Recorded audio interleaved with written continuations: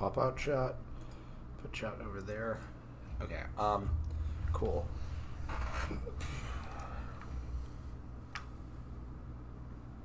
Hi.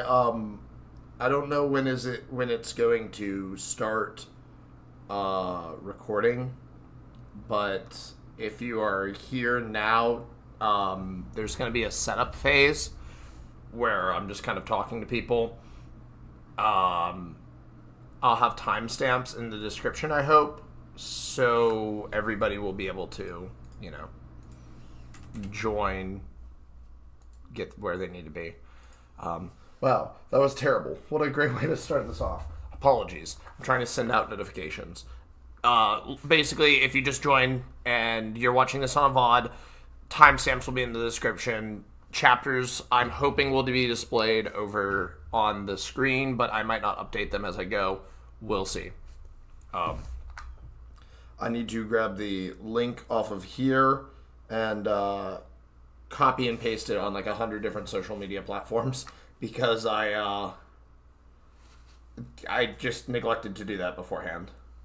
So this should give everybody enough time to actually join in. I need to pull up the chat, so there we go. Welcome in, everybody. I see everyone joining right now.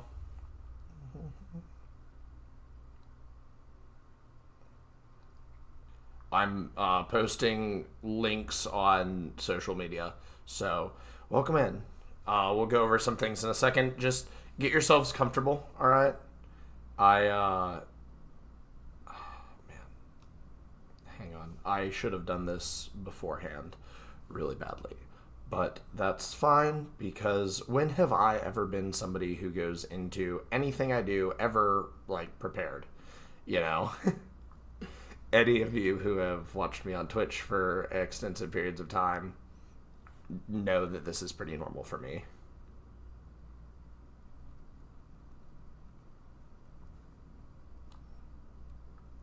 Live book reading, and then Instagram has a cool thing where you can click the links.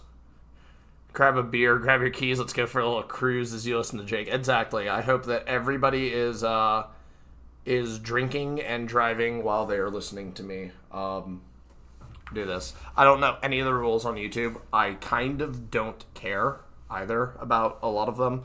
Part of the reason that I am doing this on YouTube and not on Twitch is so that I can avoid those pesky TOS rules, I'm posting this on the official Instagram account for Daydreams. If you guys have an Instagram, we actually do have an Instagram account for Daydreams. It's called Daydreams Book. Pretty cool that we got that. It is Daydreams Book. So post it there. I'm going to post the link in a few Discord servers, and then I'm going to address you guys a bit better as a better person. So I'm going to do that right there, just in the middle of general chat of my friend server, because that's funny. Hello, welcome in. I have Daydreams up on here. We're not going to start the reading until a bit later. We are 4 minutes into it. I'm hoping to start around 10 minutes because I want to explain some things.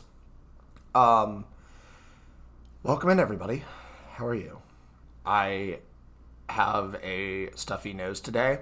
I have a tummy ache, and it's like the universe was like, hey, Jake, you're going to do a live reading. Time to feel miserable. But, I am God's most stubborn soul, so here I am doing it anyway with a big smile on my face because I love to do this. I will be doing character voices. I had some people ask me about those, and I of course I'm going to do them. Come on, guys. I love doing them. I know that it's not professional. I know that my accents sound terrible. I'm very aware that my German and French accents are bad. But it's fun for me to do them, and I think that the point of a live reading is that it's fun. It's not official. It's not production quality.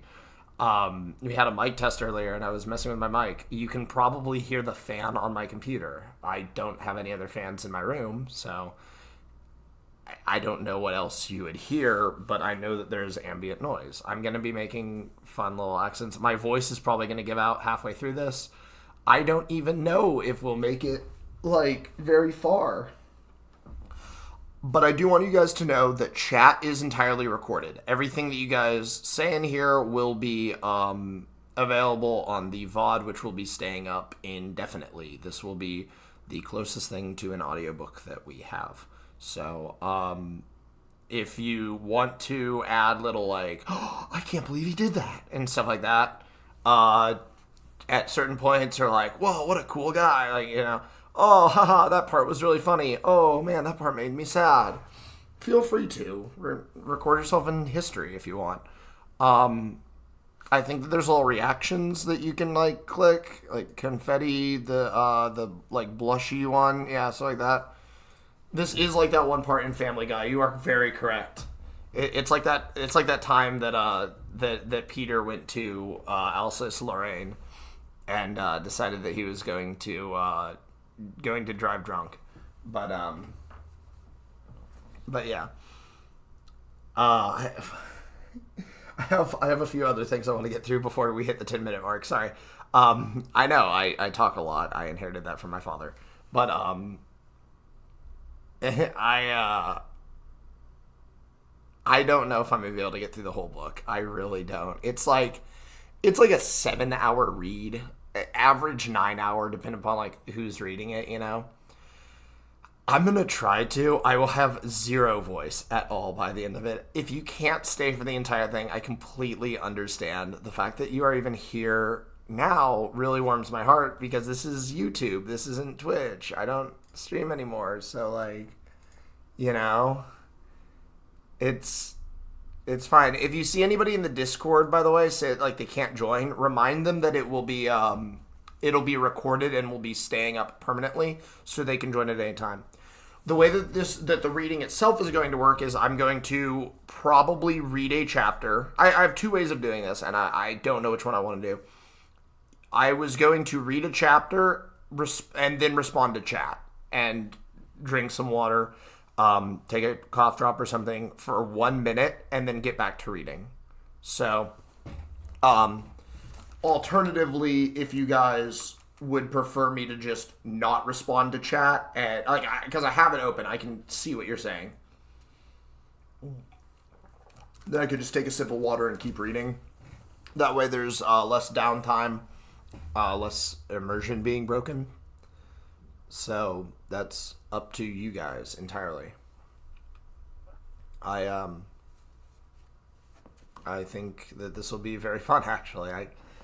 All right. Well, you know, I think that I think that with these YouTube streams, not a lot of people are gonna like join, because I'm not known on YouTube. I'm known on like Twitch and stuff. And people were very aware of the fact that this was a recorded thing that will be here permanently.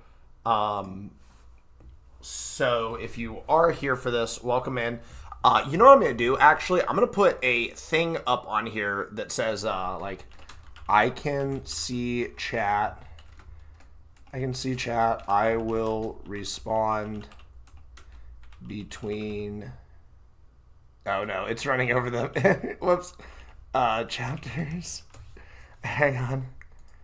Oh, no, all my beautiful formatting and Arial font is going away. All right, chapter. Hang on, we can make this like a bit smaller, can't we?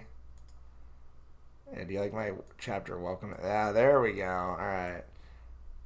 Cool. And then pull this up, and then I also need this. Awesome. Welcome in, Milk.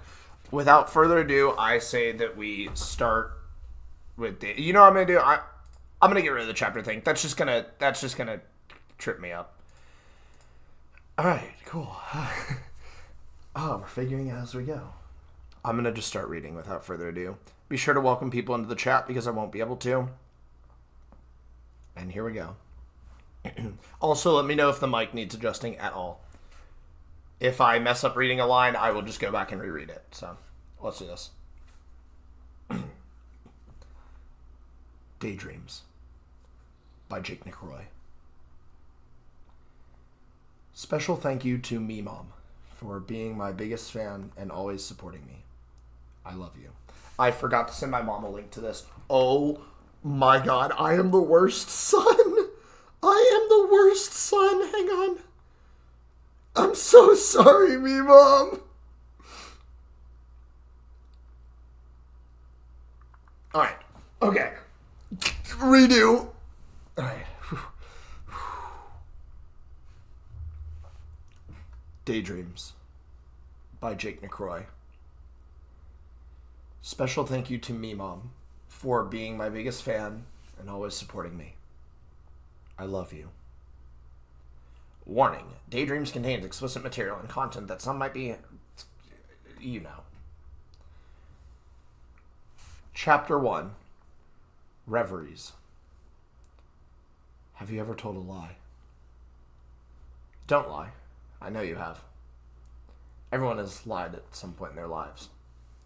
Maybe you lied about something small to avoid confrontation. Maybe you lied about something big in hopes that it would fade away. Regardless of your reason, it must have been justified in one way or another. There are some things in life that should never be spoken. Some events that deserve to be buried under a mound of never-ending lies. A well-spoken lie can protect others from unnecessary harm and avoid the dangers that the truth may carry. My whole family was built on the foundation of lying to each other. When my father told me that I was destined for greatness, I knew he was lying to me. Every member of the Olympus family lied to the next, forcing false greatness upon them. I saw through these lies numerous times, yet continued to live them. See, the catch when it comes to lying is that you can never stop. Never admit the truth once you've lied, since you made the choice to lie for good reason. Pile more lies on if you need to, but the truth can never come out. Lie to yourself as well. Prove to yourself that the lie you tell is actually the truth. Change your perception of reality to fit the narrative you've spun, as it is the only one that matters. You do it well enough, you'll believe it. Tonight I shall tell you my story. You can listen to it and analyze it all you want. But whether or not you believe it is up to you. After all, according to you, I could be lying. You may not believe a word of what I say. You may not believe a single detail of my story. Maybe I'll mess up a name or forget a part. Then I'll be branded a liar for the rest of my life. After all, an inconsistency could be a lie. And have you ever told a lie? Deep down below. My name is Simon Olympus. The family I was born into suffers from a curse. We supposedly can achieve the unachievable, since we are gifted with talents and abilities most could only dream of. However, since mortals cannot have such gifts, we perish young from unnatural causes. Since I am the only living member of the Olympus family, I have decided that it was time for a change. Due to circumstances I found myself in, I fear I am nearing the end of my natural life, and before I die, I need to find answers. On July 8th, for the first time in recorded history, I broke a family tradition and allowed a Rayburn inside the manor. This individual was none other than my cousin, Robert. Neither of us agreed with our family's traditions, and today was the day we would begin to dismantle them. With full intent to help me search for answers, Robert crossed the threshold into the manor. As he stepped past the giant doors and into the entrance hall, the sound of his moccasins echoed ever so slightly. Initially, I was stressed about the curse, but as soon as I saw Robert enter, I was able to relax a bit. I sighed in relief, but tried to look composed and confident for him. Robert always dressed extra nicely, no matter the occasion. Today he wore a white button-down shirt with the sleeves rolled up, along with tan slacks and a golden wristwatch. That is considered casual wear for him. I shook his hand and welcomed him in. "Welcome into hell," I joked. "Now you're one of us." Without saying a word, he grabbed his chest and started coughing. "Robert?" I asked, shocked by his sudden outburst. His coughs grew into hacks as he grabbed at his neck and threw himself to the floor. I knew he was chewing gum as he entered. Could he be choking on it? My heart stopped for a moment as I bent down to try and help him. Suddenly, he stopped. "Simon, I'm dying," he mumbled. "The Olympus power. It's too strong." The gave him away. "Oh, come on, man," I exclaimed. "Have his Vade. I'm freaking out here and you pull a prank?" His coughs turned to laughter as he stood up and adjusted his neatly braided hair. "Sorry, bud," he chuckled. "Couldn't resist." I shot him a playful scowl as he wrapped his arm around me. I'd always been one for pranks. "But come on. Do you really think I would die from entering a building?" he asked. "It does sound pretty stupid when you put it that way," I responded. "Not that I found any evidence that it could happen anyways." With a slap on my back, he took in his surroundings. "So this is Fort Olympus, huh?" he asked as he looked around. "I was really expecting a no ravens allowed sign." "Oh, there's probably something that's alike around here somewhere," I replied. "If we find it, I'll let you have it." Despite spending my entire life in this manor, there were many areas I had never been to. Most of the manor was completely off limits, and even more of it wasn't particularly interesting to me. I didn't really care about the traditions or history of my family, since it only made me feel insignificant. "Where do we start?" Robert asked as he released me. "Well," I responded, "there's one place that always been clawing at the back of my head." "And yet you never explored it." "I never wanted to until now. I've always hated this manor." "Well, where is it? Surely there's no spooky ghosty ghosts that can stop us." I motioned for Robert to follow me as I walked past the giant staircase that led to the top floor. The only things up there that would have been worth searching were my father's old room, my room, and a storage closet, so I was pretty sure we could skip them. If you stood in the doorway and looked to the right of the stairs, you'd see a small wooden door. It felt cramped to even look at, as if it had been forced in the corner and shunned from our line of sight. A singular potted fern helped block the door, which only added to the suspicion I felt when approaching it. Robert helped me move the fern, careful as to avoid scratching the laminate hardwood floor. While doing so, we noticed the floor had no dust surrounding the doorframe, as if the plant had been moved in recent time. This piqued my interest, since after having lived in such a big house, I found everything to have at least a bit of dust on it. Even the door handle itself seemed warm to the touch. With a loud, I gently pushed the door open, finding myself staring into pure darkness. Cold air emanated from the seemingly infinite staircase in front of us, leading down into God knows what. "Well, is this where they keep the bodies?" Robert joked as he turned his phone flashlight on. "Honestly, it might be," I responded nervously. He chuckled and stepped in front of me, using his light to illuminate the stairwell, and it was very clear that this had been here a long time before the manor was even constructed. Unlike the warm and inviting architecture of the foyer, the stairwell was cold and poorly constructed. The steps squeaked as we slowly descended, cautiously pondering what we'd find. I've spent all my life in this manor, yet never dared to seek what was beyond closed doors. Fear of the unknown kept me from stepping out of line, even when in my own house. "How old is this place?" Robert asked as we descended. "Well, seeing as how our damn family's founded the city, I'd wager a long time," I responded. "This manor has been around since World War I. Think we'll find any relics down here?" "I'm starting to think there won't be anything down here." After what felt like a few minutes, the stairs stopped and branched out into a small room. Using his light, Robert was able to quickly locate an old electrical switch along the brick wall. He quickly flipped it on so he could see. Of course, the switch didn't work, but it was worth a shot. It was at this point I realized I couldn't see the light from where we entered. We never closed the door behind us, and the stairs couldn't have been that long, right? "Simon, can you please use your phone as well?" Robert asked. "We need more light in here." I pulled my phone from my pocket and turned on the flashlight. Oddly enough, I had no signal, despite our relatively strong Wi-Fi. Even my phone's GPS couldn't seem to tell where we were.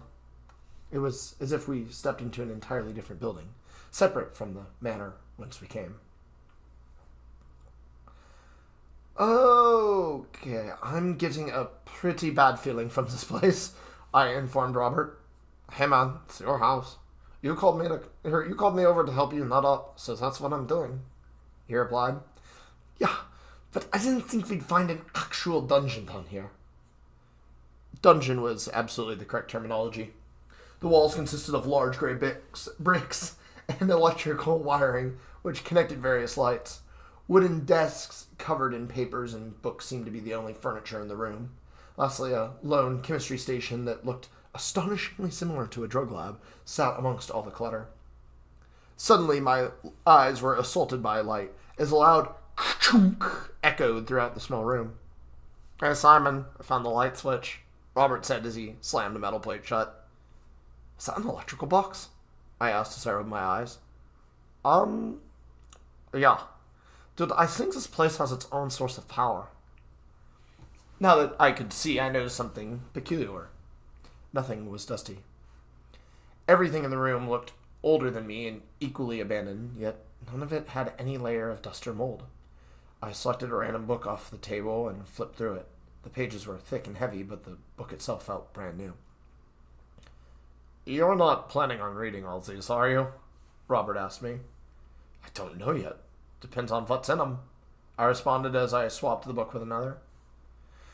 Well, good luck with that, because they're probably all... Robert paused for a moment and grabbed the book I was holding. Simon, look at the name on the side of the book. I closed the book and quickly examined the spine to find the words Demetrius Olympus were branded onto the leather. Quickly, I opened the book to a random page and began reading. In every lie there is truth, I read aloud.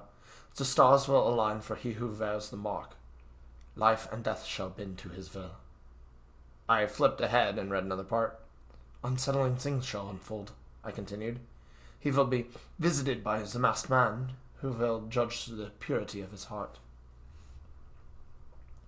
The next page, however, seemed entirely incoherent compared to the previous ones, as if the author had broken down as they wrote.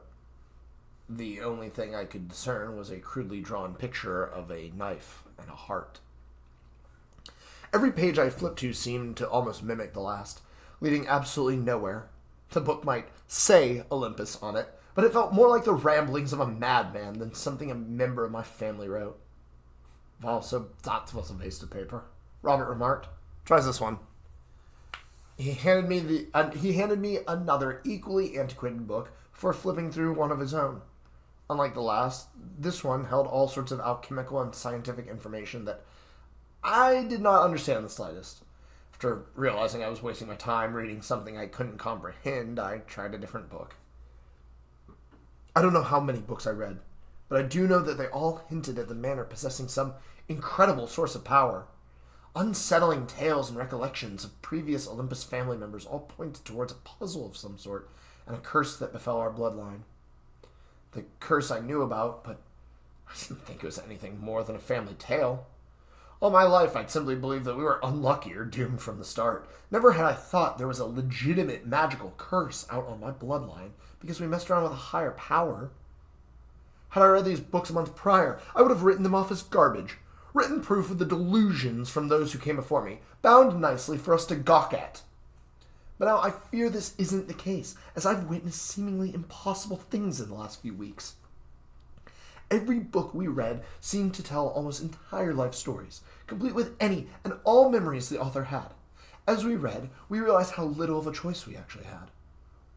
We needed to read them all. So there Robert and I sat, seemingly isolated from the rest of the world, in this ancient cellar. With every book we read, the truth about our families grew ever closer. But maybe I'm getting ahead of myself. Chapter end. Sorry, One thing is, I cannot pronounce the word peculiar. I just can't do it. I cannot do it. Also, there are parts where you guys might notice the text is different from what I'm saying. I'm just trying not to go back and be like, wait, I read that wrong, sorry. It's actually this, or something like that 100 million times. I hope it doesn't affect the experience for you guys. Hope you're enjoying yourselves. Thumbs up. Welcome in, Milk. I really hope that it is cool, because it's my book. I got published, so. Alright, next chapter. Let's go. Our times of youth. Well, let's start with some earlier memories, shall we? Memories are valuable and should be cherished, but none are more deserving than those of our youth. Having said that, I don't actually remember meeting my best friend. My earliest memory with her was when we were younger. Behind the manor garden is a large pond where we would often catch frogs. Since the groundskeeper never crossed the threshold of the garden, the area was horrifically overgrown and unkempt. It was the only non-salt marsh that I've personally been to near the city of Fade, let alone the entirety of France. Cattails sprang up from every which way, speckled within the tall grass. Logs and fell trees acted as our climbing gym while we stomped around in the marsh surrounding the pond. I distinctly remember spending the day before my 12th year of learning back in that swamp, in the exact same spot from when we were children. We sat on the heaviest of fell trees, gazing out over the pond and listening to the serenade of frogs.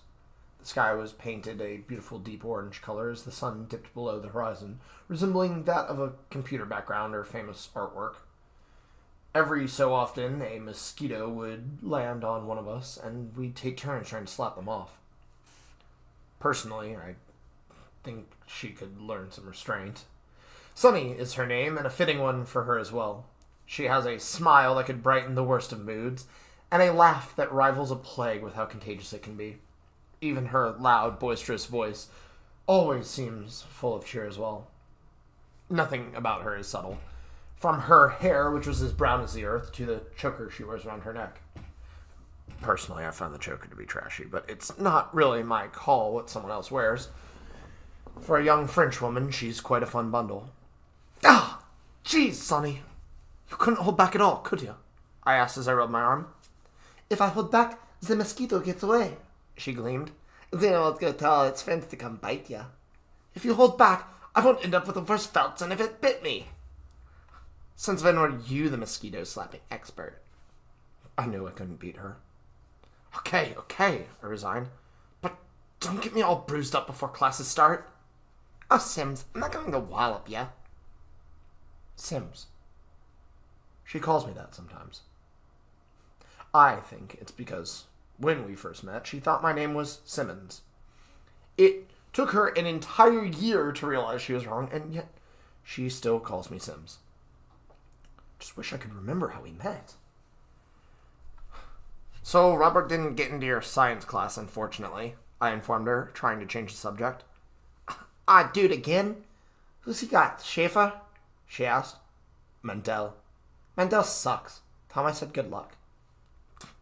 I'll tell myself as well, since Mandel teaches the advanced science classes, as well as the standard ones. Aren't we, Mr. Spotty Pants? She teased. Hey, I take advanced classes. I get to deal with shitty teachers, I retorted. Who gets the fun ones, like Schaefer?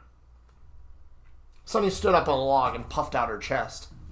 Hey, everybody, I'm Sims, she mocked. I'm super smart, and I like wearing pants with a belt to school. I do not wear pants with a belt anymore, I rebutted. Sims, are you wearing a belt right now? I shifted away from her slightly to help conceal the belt I was wearing. It wasn't a formal belt, but rather a ratty, loose-fitting cloth belt, but I knew she'd tease me anyways. Sims, you gotta show me your pants, she playfully threatened. Nine, I don't. I will do no such thing, I replied sternly. I'm coming for your pants. You can't stop me. She lurched forward and grabbed my pants in an attempt to reveal my belt. However, she slipped on the log and fell, hitting her chin before collapsing into the mud. I sprang up and knelt down to help her, not caring how dirty I got in the process. Oh, Scheiße, Sonny! Are you okay? I yelled as she took my hand. I think she informed me as she wiped the mud from her chest. After a short examination, I confirmed she didn't amputate her tongue. but her chin was pretty scratched up. She grabbed her jaw and made a cracking noise with her mouth to imitate having to relocate it. One thing's for sure about Sunny when it comes to toying around. She's incredibly resilient. You sure you're okay? I asked. Oh, you did. But now I'm all muddy and you aren't, she told me as she opened her arms. You know how this goes. We have a tradition where neither of us is allowed to leave the pond unless we're both muddy. It was a pact we formed when we were children, since it wasn't fair that only one of us would get scolded for ruining our clothes, and the other wouldn't. Looking back on it now, it was pretty stupid to intentionally get ourselves in trouble. But to honor our pact, I wrapped my arms around Sunny and embraced the agony that my washing machine would feel later tonight. I didn't rub my body on her or anything weird, but I didn't exactly need to, since the mud was thick and heavy around this area. Then I felt her hand on my butt. What are you doing? I exclaimed as I stepped back. I knew you were wearing a belt, she laughed victoriously. Oh my God, Sunny, you thing. When I get flustered or stressed, I begin to stammer uncontrollably. Of course, this only added to Sunny's victory, since I couldn't respond with a good comeback. Then I saw it. Time slowed down around us as an opportunity presented itself before me. While she giggled uncontrollably, a singular mosquito landed on her back between the straps of her tank top. Her back was turned to me, and she'd never see it coming. I slowly and calmly approached her from behind, raising my hand in preparation for the ultimate sneak attack.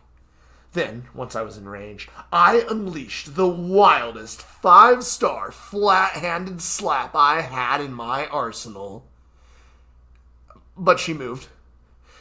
Just as the atomic slap was being launched, Sunny turned around to face me, throwing off my targeting by a ridiculous margin. Believe me, I tried to recover and correct my trajectory, but I was simply too late. I just slapped my best friend's boob. Oh my God, Sunny, I'm so sorry, I pleaded. I swear it was an accident. Jarvis, mosquito, you're back. Sunny just turned away from me and hunched over. What felt like forever passed as I stood there in complete silence, staring at my feet. I felt awful, but didn't bother trying to apologize any further since I knew it wouldn't come out right. Simon, she mumbled. Yeah, I responded nervously. That was the hardest I think you've ever hit me. I'm so sorry. I didn't mean to hit you so hard. It just happened. And it barely even hurt, dude. I looked up as she spun around and poked at her breast. You hit me right in the tit, and it only tickled, she exclaimed. No wonder you can't hit a mosquito. Your hands are made of styrofoam. Okay, hang on. I was really going for the atomic slap on that one, I explained. That's why I was so worried I hurt you. For the millionth time, man. You cannot hold back. So you're not mad that I slapped your boob? She shot me a confused look as she grabbed her backpack from the log. Dude, it was an accident. You're fine. Sunny always was awfully laid back about her body. During our first year of secondary ed, rumors spread that she showed people her breasts for money.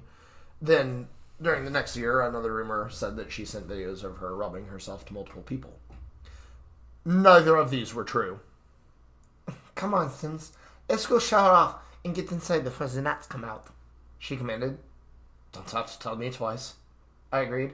I hate gnats. I grabbed my backpack and slung it over my shoulder, following Sunny through the tall grass. Can I use one of the showers at your place? She asked. They're also fancy and don't clog all the time. Yeah, sure, you can use mine, I informed her. I'll just shower after you. Oh, sweet, dude. I'll shower to myself. Just make sure you're dressed before you leave the bathroom. You're a weenie, Sims, she chuckled. After getting all the mud off with a garden hose, we headed inside the manor for showers. Once clean, I wished Sunny a good night as she headed home. Year 12 was quite eventful, if I remember correctly. We knew we'd be in for a ride when Robert's schedule got mixed up halfway through the first week, resulting in him being transferred to a different science class. It's strange to think how much we've grown since then, both physically and emotionally. Robert used to wear a ponytail rather than braids, and I had much shorter hair. Furthermore, Robert had already started packing on some muscle. He filled out his shirts, which were custom-fitted, clinging to his tight body. In comparison, I didn't bulk much until university, so I was still quite thin. Despite Fid being in the Alsace region, our education system didn't follow normal French methods. Classes were more akin to a lecture, with one teacher and upwards of 50 students, a single large room. Because of the mass overpopulation issues here, this experimental system is constantly changing and struggling to keep track of individual students. All the classes were grouped in individual wings of the school, so I was able to walk with him to my science class, since he had to walk past the science wing in order to get to his math class. He was telling me about a new video game he'd been playing and how he enjoyed customizing his character. Now, Robert rarely shows much excitement about games, so I could tell the game was good just by his enthusiastic descriptions of the customization options. He was so caught up in his explanation that as we rounded the corner to the science classrooms, he rammed square into another student. "Oh, it's Entschuldigung. I'm sorry," he blurted as they dropped everything they were carrying. The person he bumped into was a gray-haired girl who was much shorter than him. "Hey, watch it, asshole," she shouted at him. "Hey, I said I was sorry. Let me help you with that." It took me that entire exchange between them to know she had a friend with her. I recognized both of them, but didn't know the first by name. The girl he knocked over was somewhat known around campus since she lost her arm last year in a freak accident. This was the first time I'd actually seen her up close since the campus was so heavily populated. I heard rumors that someone attacked her with a machete and cut it clean off, but I didn't put too much faith in him. However, one rumor I did believe was that she was a total bitch. Apparently, she seemed to always have a terrible attitude, which is what led to the machete attack. Or was it a hatchet that someone brought to school? Actually, now that I think about it, I think she was hit by a car. The blonde-haired girl I was much more familiar with. I knew that everyone called her either Ophelia or Cowgirl. She had white spots all over her face and arms, which people claimed were some sort of infection. Her accent was like a cowboy's, which the rumors speculated meant she was from America or somewhere overseas. She kept her head down and seemed to avoid eye contact. See, if it appears that I knew a lot of rumors, it's because I did. Our education system is pretty lackluster in the anti-bullying department, since school couldn't keep track of its students very well. Because of this, broad rumors would spread like wildfire, since it couldn't be pinned down to one person. In addition, our school was the only one in Fade and exceeded its capacity tenfold. Classes were filled to the brim. Lunchtime or being in the halls like a prison riot of noise. There was no way rumors wouldn't spread like crazy amongst a student body like ours. I, myself, am a victim of these rumors, which were only compounded by my family's fame and notoriety. Others either avoided me like the plague or tried their best to stay out of my way. The ones who did speak to me referred to me only by my last name. This resulted in me only really having two friends, Sonny and Robert. "Hey, are you deaf, Olympus kid?" the one-armed girl shouted. I snapped out of my thoughts and looked at her. "Get your foot off my drawing," she snarled.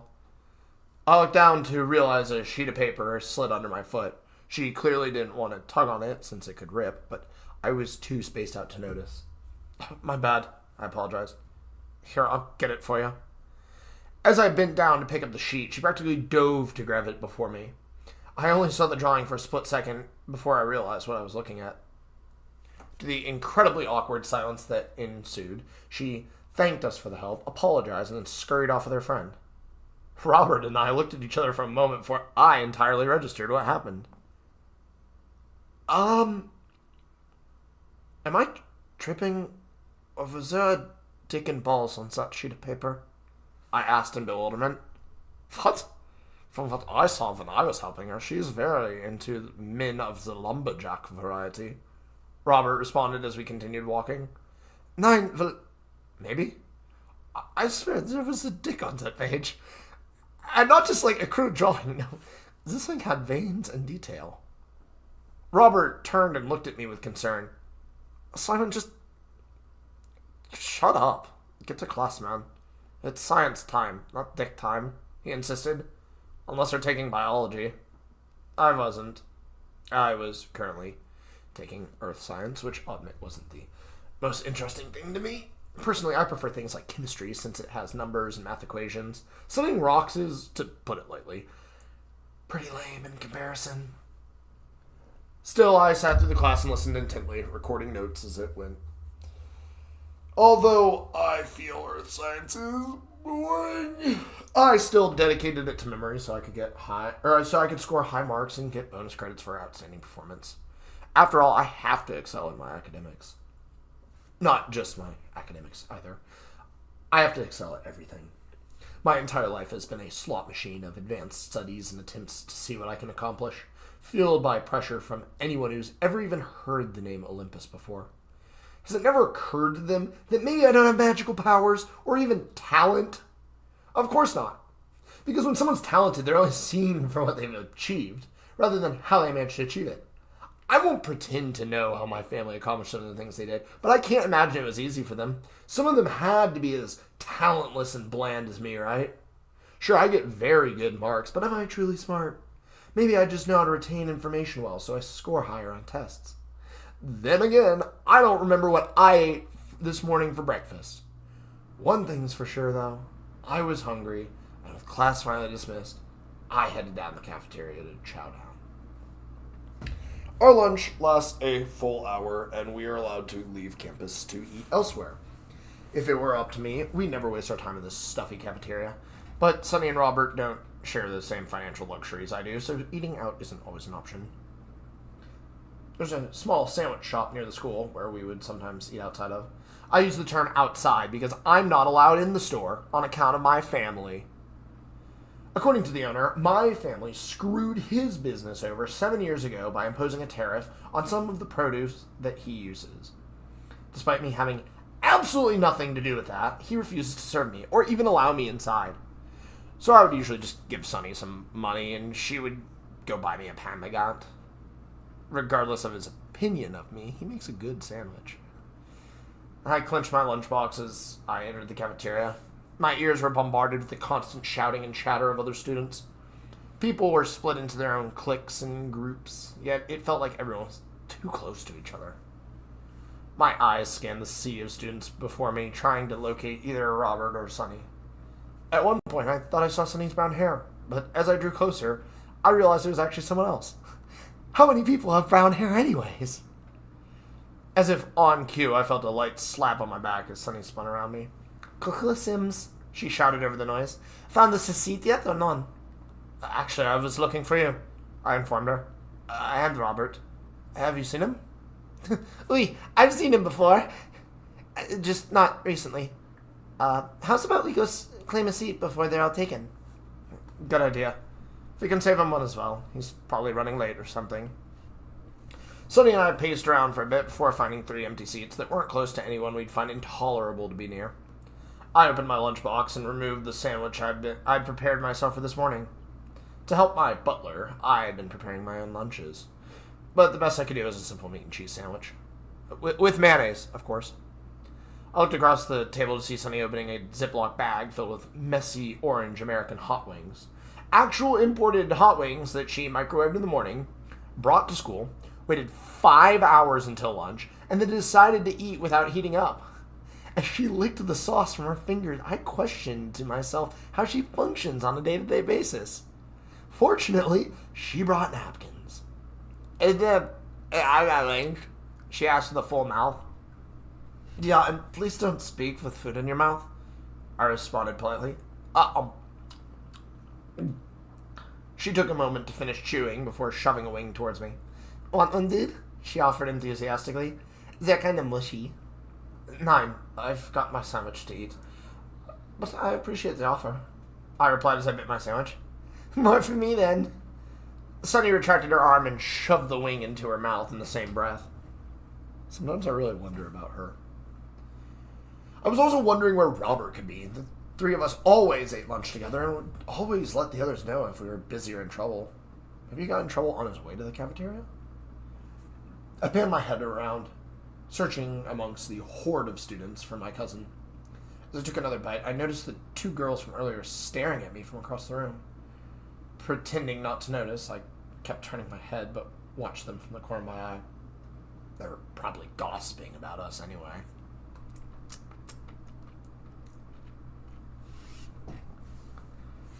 Give me a minute, guys. Author's note. I forgot how hard I leaned into the, this is a coming-of-age tale aspect of the story early. If I ever readjust the script for, an Ultimate Edition, there's a lot of stuff I could probably cut out. Daydreams starts off slow, but like a lot of good things, it rewards you for putting the time in. Also, thank you for joining us, Kono. Welcome in.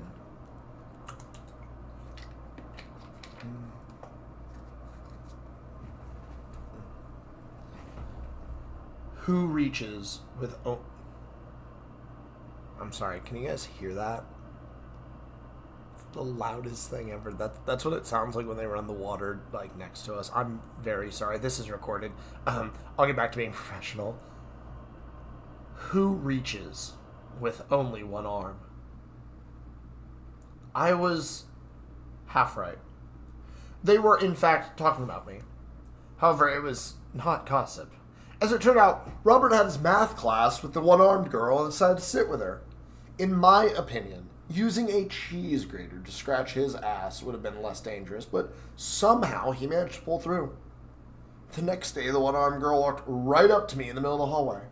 Sunny had just wandered off to go do God knows what before her next class, so I was completely alone, which made the following interaction considerably more awkward.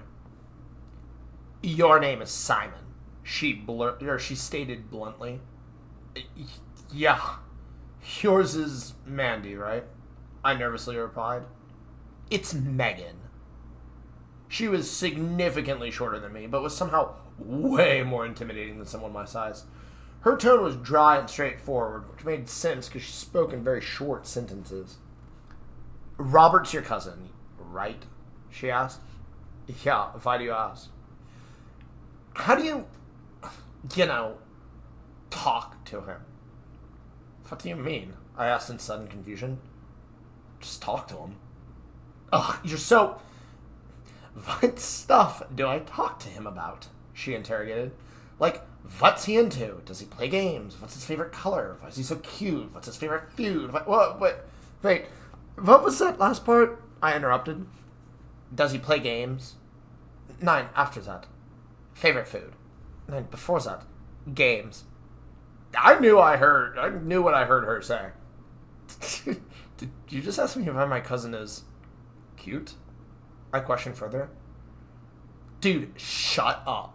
She burst as her face grew red. Oh, you're so fucking useless. No wonder nobody likes you. Jeez.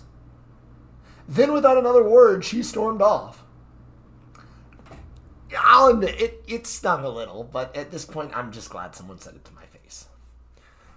She was an odd girl, though, that's for sure. In one conversation, her tone shifted from stern and demanding to quick rambling, then to anger and frustration. And it felt intentional, too, as if she only got angry when I took over the conversation. I did get a better look at her, however. For some reason, despite appearing younger than me, her hair was already a deep gray color. She kept it tied back in two little ponytails that almost touched her shoulders. Her arm was wrapped neatly in a gauze cast, which she kept on near her stomach. Speaking of which, she did seem a little pudgy, but it might have just been the baggy hoodie she wore. But the weirdest thing I noticed was the smell of cigarettes. Before I could finish mentally processing what happened, Sunny rolled up with something in her hands. Hey, Sims, check out this cool eraser I found, she exclaimed as she stuffed it in my face. Sunny, hang on a sec. I'm thinking. I half-attendedly responded. Oh, but dude, it's shaped like a snail. And see, the shell is like a grip. I shook my head and looked at the eraser. She was right. It was very cool. Okay, first off, that's the most amazing eraser I've ever seen, I commented. Second, do you know that girl had her arm cut off? Oh, Mandy, didn't she shove it in a trash compactor? Actually, her name is Megan. She just rolled up to me and started asking me about Robert. There's way too many people at the school for me to keep track of names. Sonny scoffed. But what'd she ask? Like random shit. Favorite food, game, color. And then she asked me why he's cute. I explained. What? That's almost as crazy as my snail racer. Have you seen Robert today? I gotta tell him about this. Oh, but he's probably headed to class, so you gotta hurry. I thanked Sonny, grabbed my backpack, and rushed down the hall to Robert's next class. Sonny was wrong about him heading to class, but his locker was along the way, so I bumped into him anyway. He was combing his hair right in front of his locker, which had a small mirror in it that he was using. When his hair wasn't in a ponytail, it reached down to his shoulders, which was the longest I'd ever seen on a guy. Robert, I explained as I approached, you'll never guess what just happened. Sonny found an eraser shaped like a snail? He asked without looking away. Nein, well, yeah. But that isn't what I was going to say, I informed him. It's that girl from yesterday, Megan. She came up to me and started asking all this stuff about you. He turned to face me as he tied his hair back with a hairband. Yeah, she blew up in my... Terribly sorry. Yeah, she blew up in my face and stuff. Asked about your favorite color and things. Huh. You know she's in my math class, he explained. I tried sitting next to her, but she seemed so nervous. I assumed she heard a rumor about our families or something. Wouldn't say a word. Just then, Sonny barged in the conversation. What you talking about? She interrupted. I'm telling Robert about what happened. I thought I told you that's what I was going to do, I informed her. Oh, Mandy said you were cute. Wait, what? Robert exclaimed. I did my best to explain the situation without leaving out a single detail. By the time we finished, the bell rang and we had to head our separate ways for class. No matter how hard I tried, I couldn't shake what Megan said to me from my mind. You're so fucking useless. No wonder nobody likes you. Echoed in my head. I know that nobody likes me, aside from Robert and Sonny, but they're in similar predicaments. Sonny has the worst of all three of us, since her mother is a prostitute. Rumors spread that her father is a total sleazeball who flirts with every woman he can, has sex with them, and then treats them like dirt. Of course, this isn't true, and Mr. Rabelaisian is actually one of the nicest people I've ever met. But in addition, Sonny's behavior didn't help her case, and rumors about her being a slut and following her mother's steps are also apparent. Ironically enough, despite how she acts and how open she is about her body, you'd be hard-pressed to find her trying to sleep with anyone. We shared a bed for a sleepover once or twice, but that's different. Robert, on the other hand, has it easier than most Sonny and myself. His rumors all involve petty things, such as being pretentious or obsessed with vanity. While the latter is much more believable, I could never understand how someone as laid back as he is could be seen as pretentious. Other than a bunch of small things, he's generally disliked simply for being a member of the Rayburn family. Ironically, my family is to blame for that, since they've historically slandered the Rayburns over some stupid internal family dispute. We've always gotten along quite well, and I don't foresee us holding knives at each other's throats anytime soon. After a while, I realized I couldn't concentrate on my work and excused myself from the class. Behind the school, there's a set of dumpsters that perfectly conceal a small hideaway. I'm pretty sure that I'm the only person at the school who knows about it. Aside from Sonny and Robert, and I intend on keeping it that way. Whenever I'm stressed or anxious, I hide back here and partake in a little something to take the edge off. As soon as that glass bottle touches my lips, everything feels so much easier in life. I know it's not healthy, but it's all I can do. Truthfully, I steal these from the manor. In the kitchen, there's a large cupboard filled to the brim with beverages of the like. Part of the reason I started packing my own lunch was to be alone in the kitchen long enough to smuggle a bottle or can into my backpack. Since they were from a cupboard, they were never cold, but I didn't mind. Because of my sheltered upbringing, I never actually drank a cold beer anyway. I know. I'm an embarrassment to Germans everywhere. I couldn't help drink all of it. I couldn't drink all of it, or I'd get caught with the smell on my breath, so I would only take a few sips and then trash in one of the dumpsters. This wasn't an everyday occurrence either, and was something I'd only resort to when feeling particularly stressed. After all, you should drink in moderation, or so the commercials say. Once I finished, I headed back into class and pretended that I was in the restroom. Just like Megan said, everyone hates me, so nobody would even care to question my alibi. Then there's so many students here, I could probably just straight up leave and none of the staff would notice. In fact, I think that actually happened once. Some student got, kidnapped or something. So the rumors say. Honestly, I'd believe it if transfers weren't constantly happening. People move in and out of Fame like crazy, which never made sense to me. Why buy a house somewhere if you're just going to pack up and leave the next year? Isn't that extremely expensive? Most houses here aren't exactly upper class, but still. After classes, I met up with Robert and Sunny for lunch. This time, Robert brought Megan and her friend with him, which was bizarre since nobody willingly sat with us anyway. As they sat across the table, Robert introduced the two of them to us. Pardon me. Simon, you already know, but this is right. Simon, you already know, but this is Megan, he informed us as he gestured towards the one-armed girl. As it turns out, she did not lose her arm to some crazy axe murderer or something else like, so those rumors aren't true. Well, that's kind of lame, Sunny blurted with a mouthful of food. How'd you lose the arm? Megan frowned upon hearing her response. My hand was crushed by a bus, okay? Megan explained. I dropped my phone under it and, I don't know, they didn't see me or something. She doesn't remember much, the blonde-haired girl spoke up. And this is Ophelia, Megan's friend, Robert continued. As for ourselves, you already know my name. And these two are my cousin Simon and his best friend Sunny. I smiled and tried to seem as approachable as possible, nodding as he mentioned my name. This is the first chance we've had at making actual friends in a long time, so I didn't want to mess it up. Sunny managed to swallow her food in time to give them one of her signature smiles. Hopefully we made a good impression. Although it may seem incredibly ironic, I never realized how easy it was to disprove rumors by simply talking to the person the rumors were about. In a matter of seconds, all the rumors about how Megan lost her arm were completely debunked. All because Robert decided to ask her directly. Did nobody think to ask her what had happened?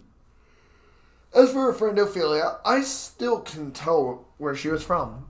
Her hand had an American twang, not present here in Europe, yet alone fade. Yet she seemed to almost try to mask it by speaking in a more proper tone. Of course, she seemed incredibly shy and barely spoke. When she did, she kept her voice very quiet to further hide her accent. Even her name seemed somehow fantastical. That lunch proved to be one of the most interesting lunches I had ever had, rivaled only by the next day's one. Once again, we'd all met for lunch, but this time the two came on their own volition instead of Robert coaxing them over. They seemed much more willing to speak, whereas yesterday we mostly sat in awkward silence after the introductions finished. How long have you two known each other? I asked both of them. Oh, I've known Megan most of my entire life, Ophelia sheepishly informed us. She's my best friend. What she said, Megan agreed. She's the only one at Auntie Hans who isn't a total bitch. The name Auntie Hans caught my attention. Wait, you said Auntie Hans? I asked. Yeah, she replied stoically. Like the foster home, Auntie Hans.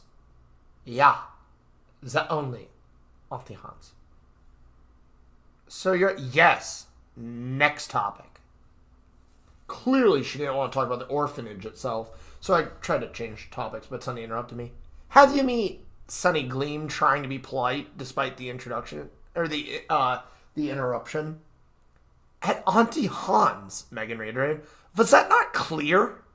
No, I mean, how do you meet? We share a room, okay?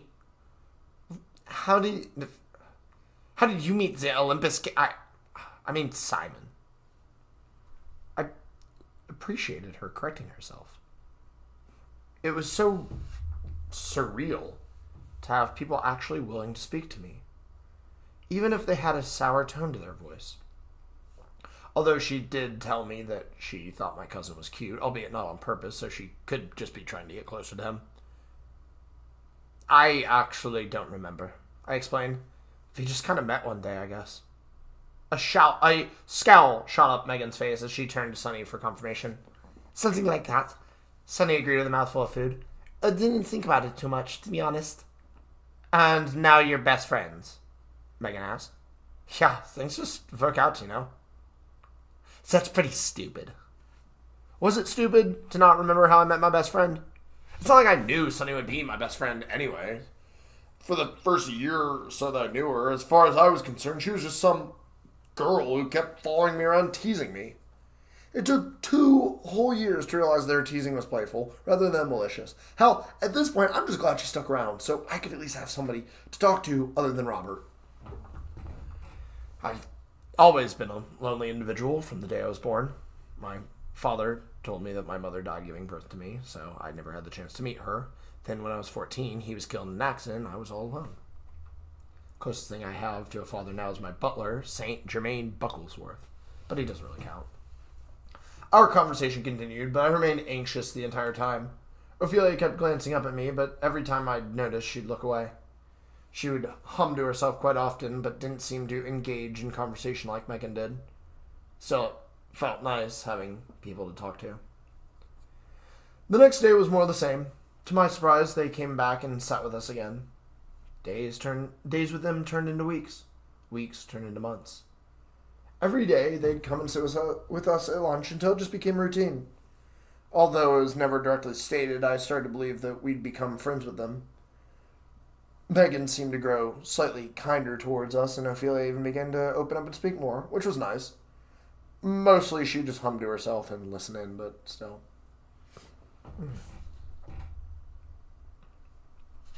Finally, about 3 months after we met them, they invited us to a party over lunch. Whoa, you're selling drugs at this party? I gasped. Shh, keep it the fuck down, Simon. Megan hushed me. And yeah, we are. But what if you get caught? But what if you get caught? Just mind your own business. We're not getting caught, okay? There's a lot of money in it for us, and we need people to go with, so we have some cover.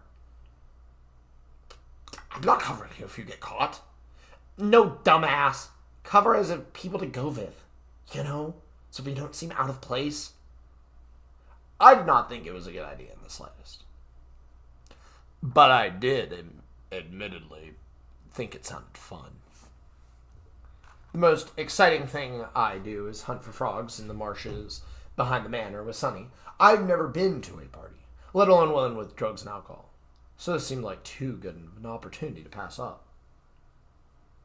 Okay, I'm in, I said, trying to sound cool. What are we selling? You're not selling shit, Megan retorted. Ophelia and I are. Oh, well, that's a relief. Are you in, Sunny? Sunny gave me a thumbs up as she chewed her food. I already agreed earlier today, Robert added. She asked me in math class. Damn near got in trouble for making noise while the teacher was instructing. Oh, they wouldn't care if somebody died in that class, as long as they were quiet, Megan agreed. But God forbid someone's whispering. As they continued talking, I took notice of how close they were becoming. Megan spoke to him in an almost entirely different tone than with anyone else. While she was more strict with me, she seemed excitable when speaking to him. It was almost similar to how she spoke to Ophelia. Simon, I appreciate you going. Ophelia spoke softly. This is our first gig, and I'm a tad nervous. You'll do fine. You'll do fine. I comforted her, despite having actually nothing to back it up with. I'm sure of it.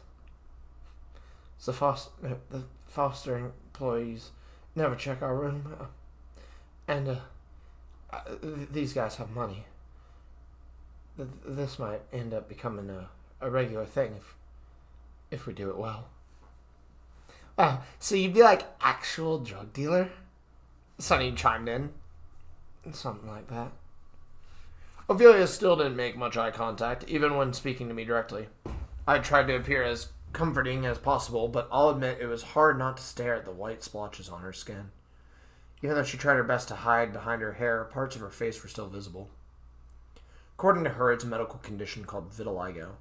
I felt awful, and I realized it wasn't something she could control, yet people would still make fun of her for it. Students won't even sit near her in class, since they think it will infect them. Hey, fun fact, it won't. That's not how vitiligo works. At all. Even though I consider her my friend now, she keeps her head tucked down and her face hidden behind her hair when she speaks to me. Today, she wore a long-sleeved shirt to cover up as much of her skin as possible. Sometimes she even wears a big jacket. It's all stark contrast how little Sunny wears, even when it's cold out. She'd often wear men's basketball shorts in the winter because they let her thighs breathe. Any other girl would have worn a skirt. Then again, this is a girl who hates wearing a bra for the exact reason. Maybe it's more of a freedom of expression thing with her. At one point, she told me she doesn't like feeling restrained. I'd ask, but it's not really my business what she wears. Before I knew it, the bell rang, indicating that lunch was over. Midnight, Megan commanded. Got it. Got it, I replied. That night, I told my butler, Saint Germain, the plan, but purposely excluded the drugs. He was an Englishman in his early 70s, but still insisted on working for my family until the day he died. His hair was gray and his skin was wrinkly, but he was full of wisdom. We sat in the living room, which was a massive room with a huge hearth on the furthest wall from the door, and a surprising amount of bookshelves for somewhere that isn't a library. A large carpet sprawled out under the sofas, which surrounded a wooden table. When I was younger, I enjoyed building pillow forts in this room. So, Master Simon, while I think it's great you're making friends, Germain began, parties like these can be dangerous. I know. But I'll keep you on speed dial if anything goes wrong, okay? I pleaded. Very well, Master Simon. We sat for a moment as he blew smoke from his pipe. You know, I used to be somewhat of a party-goer myself, he continued. What? Like, call it... Oh. Pardon me. What, like, coalition parties? I asked semi-sarcastically. Rock parties. You know, before I bore the title of saint, I was a regular at Burning Man. Somehow, I think this party won't be like Burning Man. I'd hope not, he chuckled. I lost 4 of my teeth at Burning Man. All at once? Oh, heavens no, 2 at a time. Saint Germain was somehow one of the funnier people I knew, despite his authoritative presence. Ah, yes. We travel all the way to America for it. Way back in my youth. Seems like yesterday, he explained. Wasn't that a huge hassle? I asked. Oh, getting there was easy. Getting home was the hard part. I chuckled and gave him the address before enthusiastically waiting for nightfall. In chapter. Author note. Wow. I had no idea how bad I was at writing when I started this project. For those that don't know, Daydreams has been in production for 5 years. And at some point, I'm going to have to go back and rewrite some of that. That is... Oh my god. There's so much fucking exposition there. Sorry. That's what you get for a live reading. If you want the story without my annotations, go read it yourself. I'm joking. Alright, next chapter. Let me actually drink a little bit more water. I had to put my glasses on midway through that because, like, you guys can tell I'm starting to stumble over my words.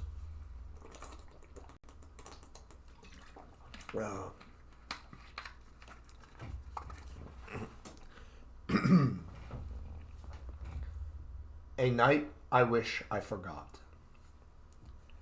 After a 15-minute walk, we arrived at what was obviously the party.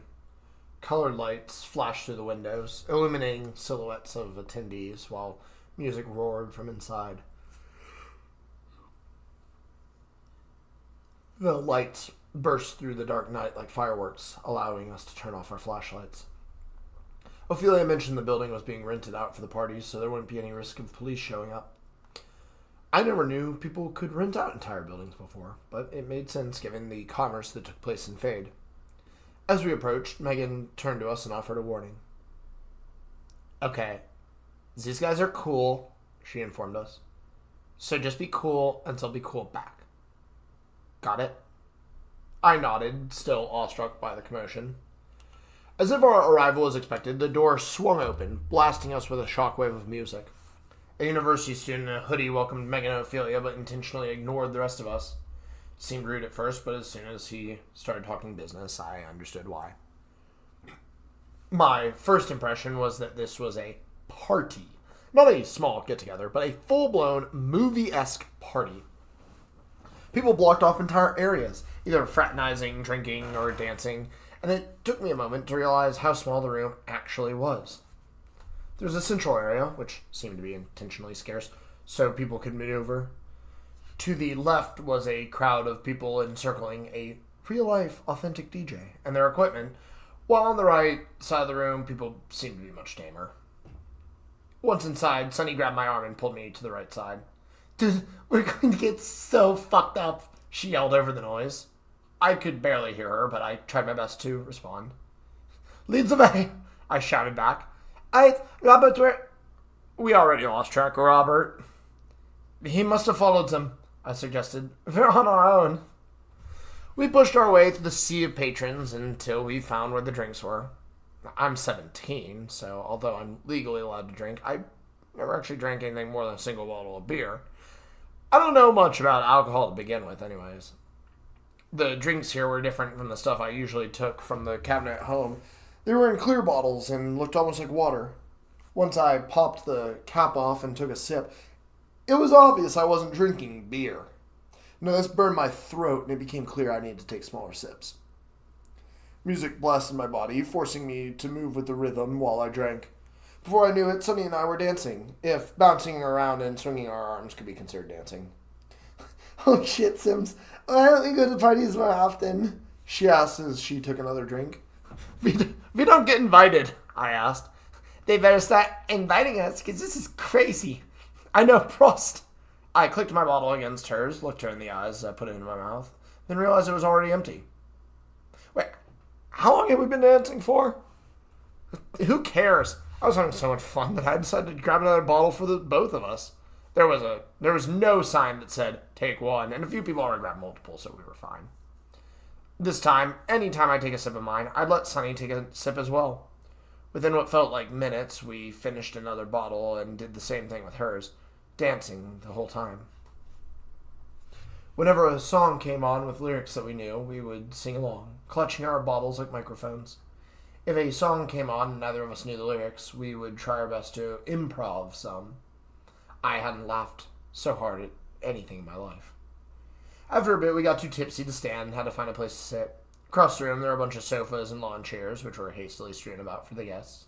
Surprisingly, we managed to snag an empty spot on a deceptively soft gray couch, which was tucked in the corner by a lamp. Sunny grabbed me by the shoulder and pulled me close to her body. "Sims, Sims, Sims!" she yelled into my ear. "This is ground control." "Sims to ground control, do I have clearance for liftoff?" I asked. "I don't know, man. I took off already." Laughter ensued. It felt so good to be able to be weird and make jokes in public like this. "This is Captain Sunny to Sims. Are you lying about to this party?" "Naturally. But only because my pants are too big," I blurted in response. That's when I felt her hand on my groin. "Whoa, whoa, whoa, Sunny, what you doing?" I asked lightheartedly. She didn't respond immediately, so I turned to look at her, and the next thing I knew, our lips were locked. I'd never kissed Sunny before, so this would come as a huge shock to me, but somehow, this time, it felt kind of good. Like, really, really kind of good. We pulled our faces away. She pressed her body up to mine. Her face was red and her lips seemed wet, but what really gave her intentions away were her eyes. They sat half-lidded on her face, staring with uncertainty into mine. For the first time in my life, I I felt like a woman wanted me. I never knew that woman would be Sunny, but somehow I could have guessed. I knew what we had to do. We stumbled up the stairs. We realized the entire second floor was off limits. Tape was put up to stop anyone from passing, despite doing a pretty poor job. Two drunk teenagers could get past, and it really wasn't doing a good job. And we were really, really drunk. I'd never been this drunk in my entire life. It felt like I was actually floating through the door and into the bedroom.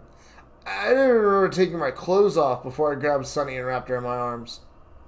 Things went fuzzy a long time ago, and at this point, I was just rolling with it. Sunny wanted to put her tongue in my mouth. Fuck it, let's go. I could tell she was cold, since she kept pushing me towards the bed. Knowing that I would fall over anyways, I pulled her with me as we stumbled into it. We had no idea whose bedroom we were in, but it really didn't matter. The music was vibrating the whole room, forcing us to obey the rhythm as we groped each other. It was so real. It was so surreal to actually hold my best friend's boob in my hand that I honestly thought I was dreaming a few times. Although I was so far gone, I might as well have been. Sunny seemed much more into it than me. I had no idea what to do. I'd never even considered this situation before. Meanwhile, she was thrusting her groin into me. As she grabbed beneath my boxers, I tensed up a little. That's when something clicked in me. I gently pushed Sunny on her back and rubbed against her. She squeaked loudly as I put my fingers in her, but covered her mouth to remain as quiet as possible. We were both extremely tense, giggling nervously through drunken touching, only to find ourselves squeezing each other tight. I genuinely couldn't control my body at this point, as I rubbed her faster and faster. Sunny squeezed my arms tightly and bit a pillow to prevent herself from screaming. It was amazing. And then I realized something horrible. Sunny wasn't actually squeezing my arms anymore. In fact, she was motionless and limp. As soon as I realized this, my entire body went numb and my heart sank. I shot out of bed and grabbed my cell phone. Turning on the flashlight revealed stale tears running down her face. I pressed my hand on her cheek to check for a pulse, but the beat of the music made it impossible to tell.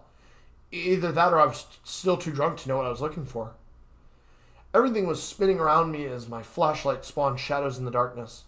I went to call the police, but stopped myself. I can't call the police. They'd arrest Megan and Ophelia for the drugs. My phone screen grew blurry as the shadows danced along the walls. The music encroached further and further with its rhythmic booming, forcing my heart to beat heavier and heavier. Lyrics turned to screams as my head grew heavier and heavier. With the last of my strength before breaking down, I texted my butler, Saint Germain. Need help. Pick me up, is what I wanted my text to say. In reality, it probably said something far different. But I was surprised that I managed to get the point across at all. I held out as long as I could, checking out on Sunny, attempting to get dressed, and spamming my butler with more text. After what felt like forever, my phone buzzed with a response. Be outside. Outside. Be discreet. SGB. I wrapped Sunny the best I could and hit the bed sheets and moved towards the window. A small roofing section allowed me to climb outside with her, but the extreme amount of alcohol in my system prevented me from keeping my balance. With a crash, we fell off the roof, narrowly avoiding any attention. I took an extra minute to try and stand up, but found myself too dizzy to do so.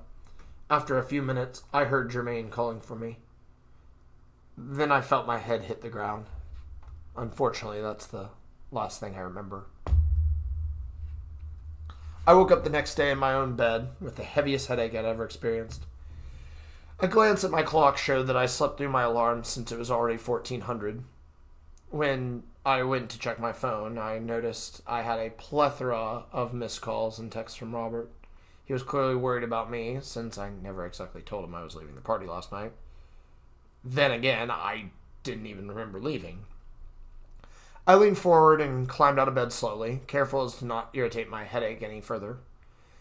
After slowly maneuvering my way to my bathroom and taking a short shower, I dried off and put on some flannel pants. Today wasn't a day for practical clothes anyway. Something inside my head made me do a double take to ensure that it was, in fact, Saturday, and I hadn't slept all weekend. Heard through Robert's text as I made my way down the steps to the entrance hall. Most of them seemed worried, some scolding me for disappearing, while some being outright hostile. I didn't know what to tell them or how to reply. Do I tell my cousin that I almost had sex with my best friend? And how's Sunny holding up? She quite literally passed out while I was touching her, and it scared the fuck out of me. I felt like I hurt her somehow, as if I were a monster. Well, that question would be answered surprisingly quickly, since I could hear her in the kitchen with Jermaine. "Afternoon, sleepyhead," she exclaimed upon seeing me. She was wearing a set of my pajamas. "You're okay?" I stammered in response. Oui. I'm sorry, Sims." "Sorry? I'm the one who should be sorry. I don't even know where to begin." I could feel my voice getting shaky as she stood up and wrapped her arms around me. "Simon, dude, it's okay," she said calmly as she hugged me. "We were both drunk. Shit happens." "Sonny, 9. I'm sorry. I should have stopped, okay?" I pleaded. "I shouldn't have even started. It's not okay." She pulled away from me a bit to look me in the eyes. "Stop, dude. There's no reason to beat yourself up so hard, okay?" she explained. "It's my fault, too." "You never consented. That's rape, Sonny. No matter how suddenly your hand shot out and slapped my face." "Simon, shut the fuck up," she demanded. "You didn't rape me. We got drunk and touched each other's junk. Okay? I consented about as much as you did." I wiped my face and nodded. "If I may," Jermaine interjected. "Miss Rabelaisian here already explained to me what happened." "Oh, great," I sniffled. "I told you to be careful, Master Simon, and yet here we are. You know your actions will have consequences to them." He grabbed a ladle and began pouring me some soup from a large pot. With each scoop, he'd add another punishment. "Firstly, no television or games for a week," was the first scoop. "Second, you are to give me your phone, and you will be without it for the week." I handed him my phone, and he quickly pocketed it. "And third," he began as his brow furrowed, "you two attended a party full of drugs and other illegal goods. However, I shall not allow any more damage to your family's reputation. This cannot, under any circumstances, become public knowledge, or I will refuse protection of both of you. Do I make myself clear?" "Yes, sir," we both sulked in unison. "Very well. Now drink your soup and sober up. It appears to have done wonders for Miss Rabelaisian here." I took my soup and sighed the biggest sigh of relief I'd ever sighed. My family gets away with a lot of stuff we really shouldn't, and I'm only starting to realize why. As I ate my soup, I noticed Sunny staring a hole in my head. "Yeah," I muttered after a few moments. I need to know before I go any further," she mumbled. "Could I be pregnant?" I really, really don't think so, Sonny." "Did you have a condom or something?" 9, never got that far." "Oh, you didn't bust a fat one?" I slammed my spoon down on my table and scowled at her. Of course, this only made her massive smile grow larger. Part of me thinks she knew I was feeling bad about the whole thing and thought joking around would cheer me up. "Come on, Sims, you gotta bust the courtesy load." She laughed. I punched her in the shoulder, which had seemingly no effect. "Huh? Seriously, though. Thank you, dude." She straightened up. "I have a hard time taking care of myself." "Okay, can we just kind of forget that it happened?" I interrupted. "I don't want to think about it." Sunny's pretty bad at social cues, but I think this time she realized how little I wanted to be reminded of anything that happened. It was too fresh, too raw in my mind for me to talk about. "I'm sorry, Sims. You know I'm just fooling with you, right?" she asked. Yeah, but I'm not, I admitted. It's not something I want to think about. Well, what do you want to think about? I sat there for a moment and realized I had nothing prepared in response. Soup. Soup? She added. Soup. I mimicked as I held the bowl up. Yeah, that was good soup. So let me right up. Come to think of it, the soup sobered me up too. Jermaine was really good at what he did, and I intentionally chose to never question him about it. What the hell did he put in soup to cure a hangover anyway? Old men are incredibly wise when it comes to the stupidest of things. Oh, yeah. Robert wanted you to text him, and Megan wanted me to ask you if you wanted to be added to a group chat. Sonny informed me. Sonny, I just handed Jermaine my phone, I reminded her. You literally just watched me hand him my phone. She stared at me for a second. Okay, so that's a no to both, she responded. How's about I text Robert? Please, just tell him I had a problem and you helped me get home. Alright. Once I finished my noodles, I held the bowl up to my mouth and drank the broth. It was warm and soothing, yet had a pungent taste to it. After finishing, I stood up and set the bowl in the sink. As I ran warm water through the bowl, I kept replaying the events of last night through my head.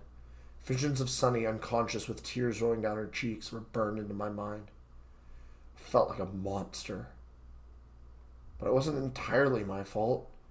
I had to remember this. She herself said it was okay what I did since she knew I had no malicious intentions. It's not like I intentionally took advantage of her since she was drunk. Right? Chapter end.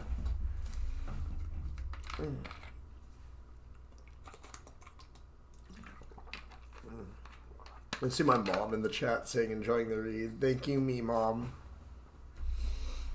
Man, now I'm hungry for some soup. I could go for some soup, guys. Give me a minute to stretch out. I need a little... Ooh. Oh, my back. I feel like an old man. I apologize for stammering over things. I mean, Sunny kind of has a weird stammer because she doesn't speak English very well. But, yeah. I also just have speech impediments that I've worked very hard to overcome over the years, so I think I'm doing an okay job.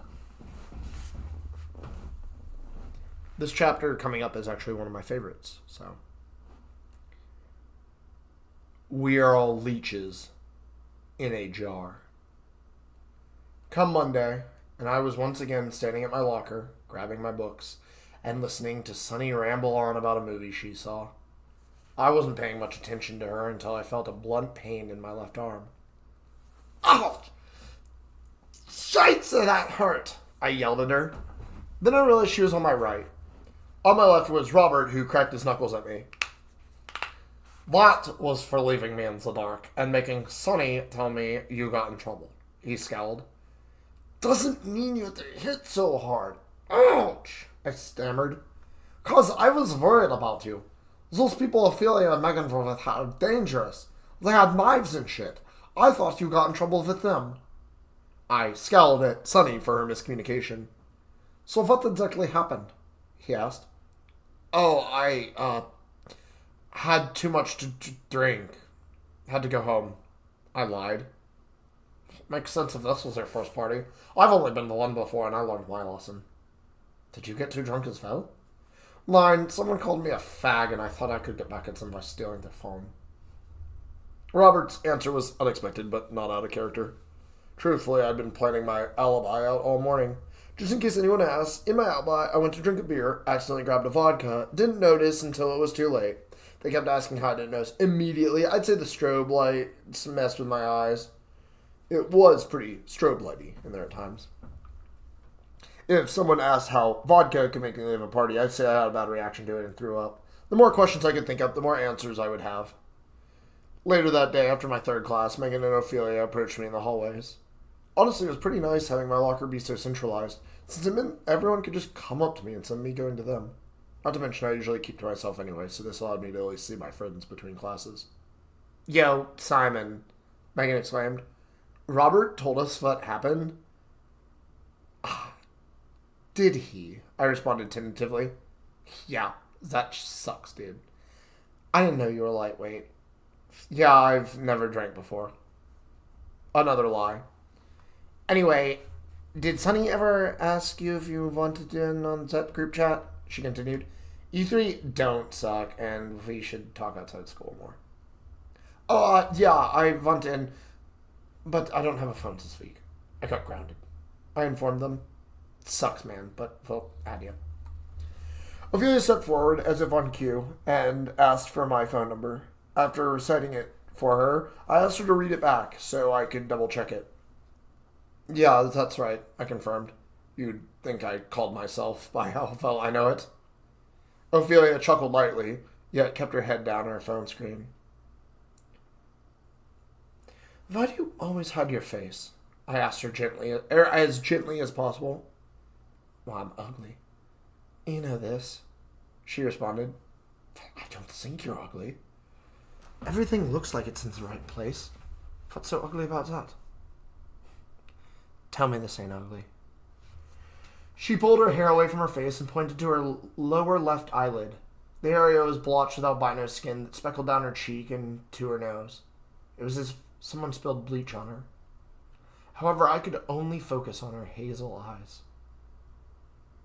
Fine, it's really not that ugly, I admitted. It's actually kind of pretty. You're quite beautiful. Oh, you're just saying that. She scoffed as she covered her face again. I'm hideous. I think you two are very harsh on yourselves, you know? Take it from someone who's pretty worthless, but you're not as bad as everyone made you out to be. You're pretty alright yourself, Megan added. Thanks for going to the party. Oh, yeah, Ophelia spoke up. We got the job, by the way. I shut my locker and slung my backpack over my shoulder. Job? I asked. I thought you were just, selling, you know. Say drugs, Simon, Megan commanded. Selling drugs. Sorry. Not quite. Ophelia shook her head. We were just acting as mules. Now we're going to sell at parties. They continued explaining, but I stopped listening. All I could think about was the idea of them asking me to go to another party. What if it's a repeat of last time? Although a few days had passed, I couldn't get the image of Sunny's face out of my mind. It haunted me in my dreams, forcing me to relive it every night. The sheer idea that I'd be put somewhere where it could happen again made me tense up. I won't be able to go for a while, I quickly blurted. I gotta get ungrounded first. Well, duh, lay low for a while. Megan surprisingly agreed. Then you can join us again. Before I could respond, the bell rang and we had to split off to our next classes. However, instead of attending my next class, I decided that I would hide out back to take the edge off. I might be grounded, but I was still able to smuggle another beer from the kitchen without being noticed. To be safe, I hid in the bathroom for around 10 minutes. I didn't want to open the bottle in the bathroom since I don't know where to easily dispose of it. I'm pretty sure beer has a distinctive smell. Well, that and part of the reason I do this is to get away from everything, not hide within it. Also, I really don't like public restrooms. As I slipped out behind the school, I noticed the smell of cigarettes near my hiding spot. I hugged the brick wall, careful not to make much noise, and snuck closer. Someone else was there. Was it a teacher on a smoke break? That wouldn't make sense. Class has just started. Unless maybe they don't teach right now, and this is, in fact, their break. I absolutely could not afford to get caught. But damn, I was curious. Keeping my head low, I readied myself to peek around the corner. My heart beat rapidly in my chest, and I could almost feel like sweat coming on. But I knew I had to control my breathing and keep myself quiet. I needed to know who this was. So imagine my surprise when they started humming. Ophelia? I asked out loud. I immediately grabbed my mouth in shock as I realized what I'd just done. Hello? A familiar voice asked. Oh my god, it was her. What were the odds? I turned the corner and presented myself. She was sitting behind the dumpster, all curled up with a cigarette in hand. Her sniffling was a dead giveaway that she'd been crying, since her eyes were mostly obscured by her hair like usual. I slouched next to her and took a seat against the brick wall. Although I'd known her for months, this was actually the first time I've sat next to her, since she always sat across from me at lunch. She seemed so much softer and timid up close. Her light golden hair was seemingly thinner than it lets on to be, and I could actually see her whole portrait, even with her hoodie up. What's the matter? I asked politely. Simon, why are you back here? She mumbled, avoiding my question. If I tell you, will you tell me? She tensed up a little, but agreed. Well, I don't like myself too much, I nervously explained. So I come back here to, ease the pain. I drew the beer bottle from my bag and showed it to her. Did you steal that from the party? She asked. I slowly shook my head no. Well, then that means... I nodded. Simon, I had no idea. That's fair. Since I had no idea you smoked. I responded softly. You do this every day? She asked. Every other. Or whenever I need to.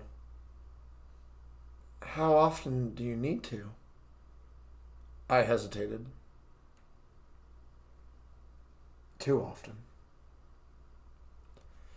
She took a hit of her cigarette and blew a smoggy cloud of black into the corner near the dumpster, away from me. I hadn't even considered the smell lingering on our clothes, so I was a little impressed she took that into account. However, thinking about the smell made me realize that Ophelia had an extremely distinct scent about her. If I had to describe it, I would say that she smelled like a summer night out near the vineyards of France. In fact, I believe I recognized the scent from a local perfume store named Ciel Nocturne Italy. I took a sip of my beer and flicked the cap into the dumpster. Simon, why? She pleaded.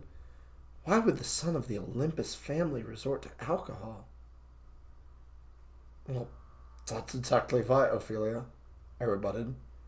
Because everyone expects such great things out of me. I'm just a fucking teenager. But your family... My family's dead, I interrupted. I don't give a shit about them or what they did. On that note, I took another sip. So you're all alone up in that great big manor? She asked. 9. I've got a butler who I'm friends with. I'm not as close with the other people there, I explained. Most work for my family or something. They live in a different part of the manor, though. How many workers do you have? It's upwards of 20. All responsible for keeping the place running. They greet me as I pass by, but our interactions never extend further than that. I took a sip of my beer as she spoke up. So you're all alone? Something like that. She tucked her head down for a moment before responding. Me too. Yeah. You're from that foster home, Auntie Hunt, right? I asked, hoping my memory held up. Yep. Megan and I are both orphans. Always have been. Always will be. She sulked. Never even met your parents? Never, ever. I took another sip and sighed. My father died when I was 14, I admitted. Died trying to save some kid in a house fire. Well, that's gotta suck worse, she replied. Knowing someone and then they die? Yeah, I'd be lying if I said I didn't miss him. We sat in silence for a moment. So why are you back here? I asked. Same reason as you, she responded. You know, I have more than anything, or I have more than anyone could want. I have money, a butler, expensive things. But you don't want those things, do you? I couldn't care less about them. There's only one thing I want in this world. What's that? To not be in Olympus. She shifted a little and blew smoke from her mouth. That's a simple name change, she suggested. You could have it changed by tomorrow if you really wanted. 9. Olympus isn't just a name, I informed her. It's the blood that runs in my veins. Even if they wrung me out to dry and filled me with someone else's blood, I'd still be an Olympus, since my heart would just produce more. You mean it runs deeper than just a name? Generations deeper. I don't even know who the first Olympus was. Are there any... Are there any you know now? I've only met 2. My father and my aunt. But I was young and don't remember my aunt well. What's it like? Having a father? If you don't mind telling me. I pulled my knees up to my chest and wrapped my arms around them. Memories of my father clawed at my mind, bringing up mixed feelings. He gave me things. I told her, expensive things that are worth a fortune. Well, that sounds nice. She smiled softly. Yeah, it sounds nice, I sarcastically agreed. He gave me trinkets and toys, game consoles and books. My education's completely paid off because of him. Well, that's simply wonderful. Having a father sounds nice. But there's one thing he never gave me. What's that? The smile washed off her face as she leaned closer, eager for an answer. His time, I sighed. Oh, Simon, she murmured. He was so egocentric that he was too busy for his own son. He would party and invite tons of people to the manor, or he'd race around the countryside in an expensive car. Did he ever take you with him? Never. She pulled her hoodie over her face a little bit and adjusted the way she was sitting. Maybe I'm lucky, she mumbled.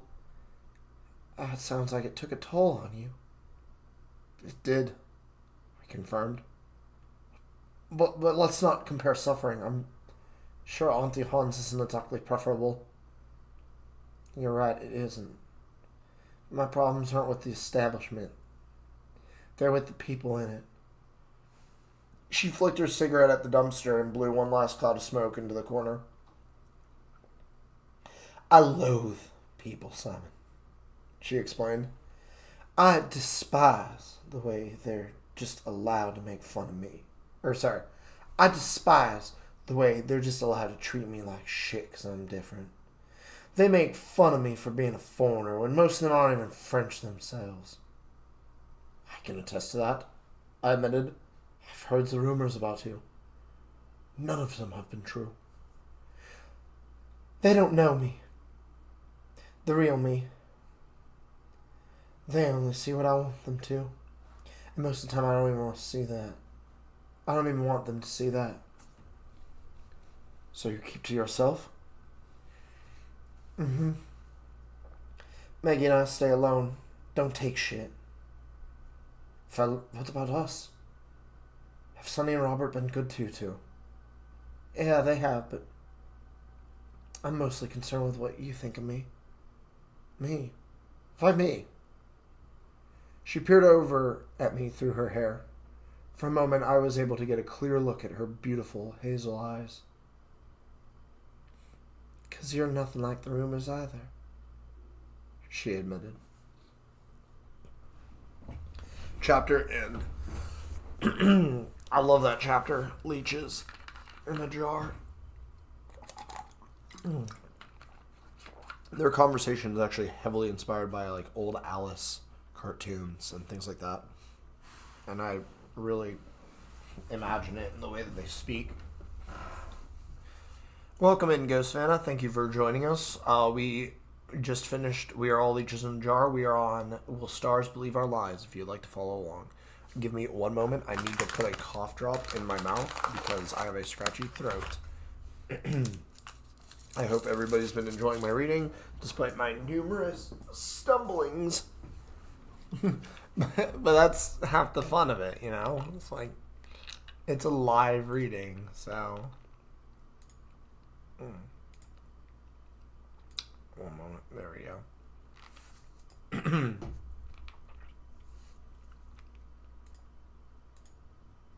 1 second. There we go. Alright.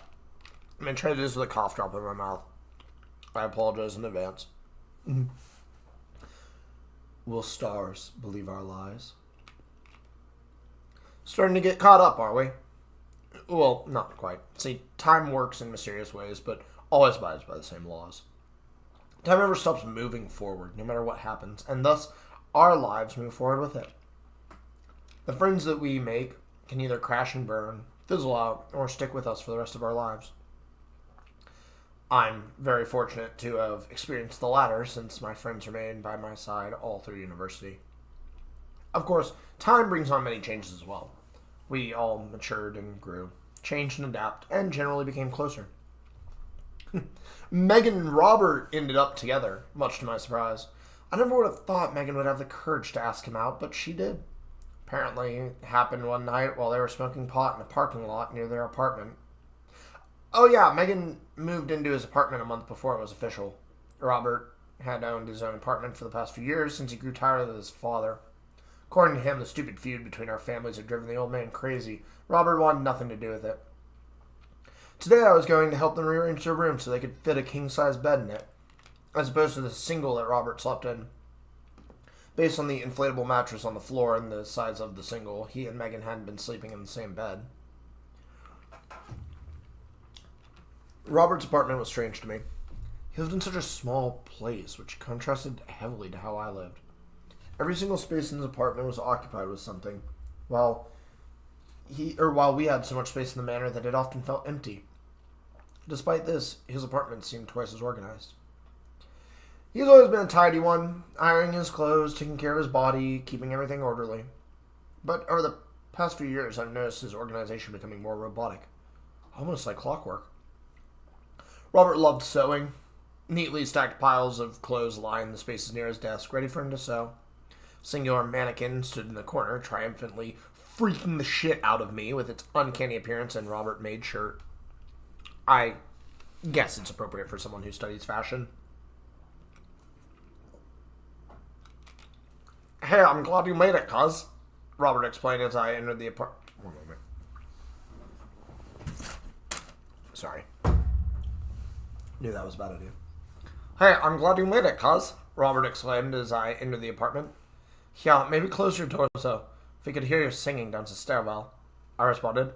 The we I was referring to, of course, was myself and Sunny, since I sure as hell didn't want to move a bed with just Robert and Megan. She'd grown only slightly taller and thinner since secondary ed, which wasn't exactly a good thing. Starting back then, she kept her hair in a ponytail with a headband and bangs that hung over her eyes. That day, she was wearing a tank top, her favorite type of shirt, and loose-fitting basketball shorts.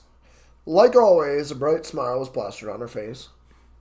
Robert, on the other hand, had time on his side, growing stronger and more muscular, but never losing his thin physique. He got really into physically training his body, and around the same time, he became super organized, and it certainly paid off. His hair, however, was a beast of its own. In the back, he had a ponytail that split into several braids, which he braided every morning and unbraided every night. In front, his hair was pulled back, except on the right, where it hung down over the side of his face. It was as if he took all his favorite hairstyles and mixed them into one. Oh, you brought Sunny? The one and only, Sunny beamed in response. Explains why it took you so long. We already got the mattress inside. I peered over his shoulder to see the mattress leaning up against his wardrobe. Do you need help assembling the bed frame? I asked awkwardly. Yeah, actually, he informed me. I was hoping Megan would do it. I was helping Megan do it, but she's in the bathroom.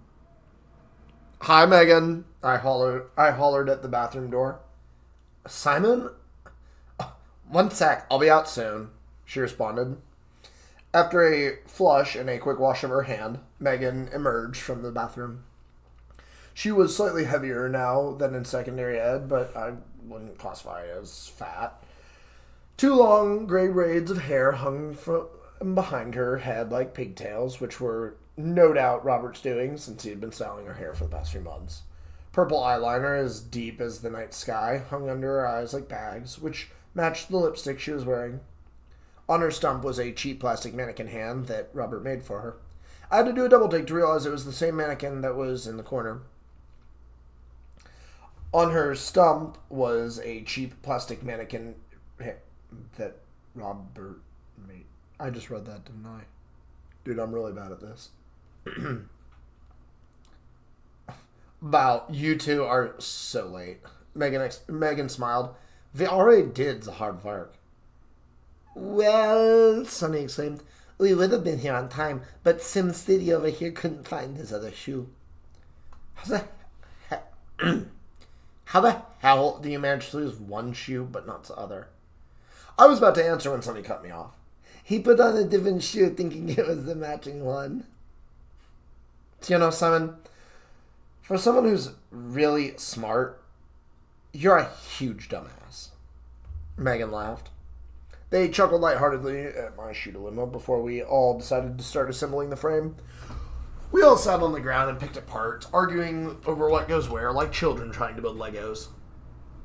Did you buy this at IKEA? Sonny asked Robert as she looked at the instructions. Oh yeah, isn't it obvious? He replied. Oh, I can't even pronounce this thing. He took the instructions and read the term Idanos out loud with perfect pronunciation. Sonny squinted her eyes and stared at him. How did you do that? Are you human? Where's the mothership? She questioned him. Here, just sound it out. Idanos, Robert tried to explain. It just looks confusing when you... Sonny shot up and pointed a screwdriver at him. You tell him what you did with Robert, you alien bastard. She joked. I'll fill your skull with lead. Oh, speaking of which, check it out, Megan added before sticking her tongue out. On her tongue, or rather in it, was a small metallic bead. Over the past few years, she'd accumulated quite the collection of facial piercings, and this must be her newest one. To count, Megan has 4 piercings in her left ear, 2 in her right, a nose ring, and a tongue stud. Knowing her, she probably has more somewhere else on her body. Oh, cool. Now you can give Heather a twist, Sonny blurted. Oh, like you never sucked a dick before? Megan scowled. I think it's fucking awesome. It's not my fault you can't get any. There was a momentary pause before Robert broke the tension. My name's Dick, by the way, he joked. Yeah, and he's all mine now, Megan cooed as she hugged him. It was kind of sweet seeing my cousin hug her, and it made me proud of them for becoming a couple. Oh wait, is Dick short for Robert? Sonny asked abruptly. No, Dick is short for Richard, dingus, Megan rebutted. How do you get Dick from Richard? The same way you get it from Robert. At this point, I become marginally uncomfortable. Megan is super aggressive about her sexuality, while Sonny is super open about hers. I, however, am neither of these things. In case Megan's drawing on Robert's desk and the topic of conversation weren't indicative of it, she likes Dick. Somehow, it managed to be her topic of conversation for the past year, and she'd talk about it any chance she got. It was like the ultimate sexual frustration. I don't even want to think about what she'd do to my cousin. Yuck! What? Sonny asked. Huh? What? I responded. You said yuck, dude. You said yuck, dude. What's up? I was thinking about Dick, I explained. You two made me think about Dick. Megan hummed in excitement. 9, stop, ugh, bed frame, a symbol, I stammered. We actually had made a lot of progress, and the frame was almost finished. All that was left was to fit the few parts together and move it in position. Within a few minutes, we were completely finished. Finally, I helped Robert move the mattress onto the frame while Sonny guided us. Well, that's out, Robert exclaimed as he wiped his palms. That was so much easier than I expected, I admitted. Like, do you really need us? Probably not, but I'm glad you came anyway. I would have invited Ophelia, but she's getting ready for the party tonight. Another one? Who's the clientele this time? Other university students. They are invited, by the way. One might think my traumatic experience in secondary ed would have ruined my enjoyment of parties, but it hadn't. In fact, I love parties more than I care to admit. Count me in, I told him. I finished my assignments early this week anyways. Yeah, he's a big nerd like that, Sonny added. What nerd that, routinely goes to parties? I bragged. You, Simon, you're the nerd. She slapped me on the back and pulled herself to me, wrapping her arm around my shoulder in the process. If Simpson's going, I'm going, she yelled, flailing her opposite arm in the air. Well, that's good, because Megan and I were already planning on it, Robert informed us. Heck, dick, yeah, man. No, where is it? Without a word, Robert pointed upwards. Oh, so it's finally time for the suicide pact, Sonny joked. I've been saving this bad boy for just the occasion. From her pocket, she pulled a singular warhead sour candy and held it up for us to see. Releasing me from her grasp, she made a big dramatic showing of putting it into her mouth, then choking and flopping onto Robert's new bed. Simon, she groaned. When I die, you gotta remember that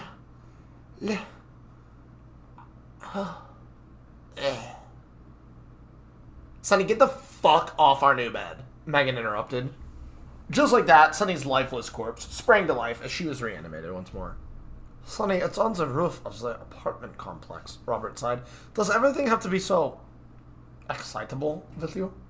Life's exciting, my man, she rebutted. To be fair, with her around, life is pretty exciting, especially the parties. I can be pretty timid, even to this day, but there's something about a party that just helps me let loose. The animosity of a crowd helps me get lost in a sea of others, all trying to enjoy themselves as I enjoy myself. With snacks, drinks, and enough people, anywhere can be a party. Who cares about remembering tomorrow, as long as I enjoy tonight? That night, we headed up to the roof of the apartment complex, after having spent the day helping Megan move her stuff and playing video games on Robert's console. I had plenty of spare time, since I finished all my assignments for the week, which isn't exactly an incredible feat since it was a Friday. For some reason, I could not beat Sonny at Mario Kart, no matter how hard I tried. I could beat Robert, Megan, even Ophelia when she played, but never Sonny. Part of me thinks she cheats somehow, or knows all the best character and kart combinations. But I guess skill has something to do with it as well. After an excruciating amount of steps to climb, we arrived at the roof access door that led to the party. Even though down the stairwell a ways we could hear the music echoing, it wasn't too loud once we reached to the top. I was really starting to think that stairwell at this complex had a really bad echoing problem. When Robert told me we were invited to a party, I was expecting loads of people and crazy drinks and whatnot. However, what we walked into was about 20 people standing around getting stoned. Not much of a party, if you ask me. From the small flock of people, Ophelia emerged to wrap her arms around us all, one at a time. She loved giving hugs for some reason, but I wasn't complaining. We are the same age, so it can't be that weird, right? Ophelia had the biggest changes out of all of us after secondary ed, to the point where she went from decent at best to quite the pretty young woman. Her hair was longer and wavier, but she no longer covered her face with it. She had hazel eyes that sparkled in night lights and soft, supple lips.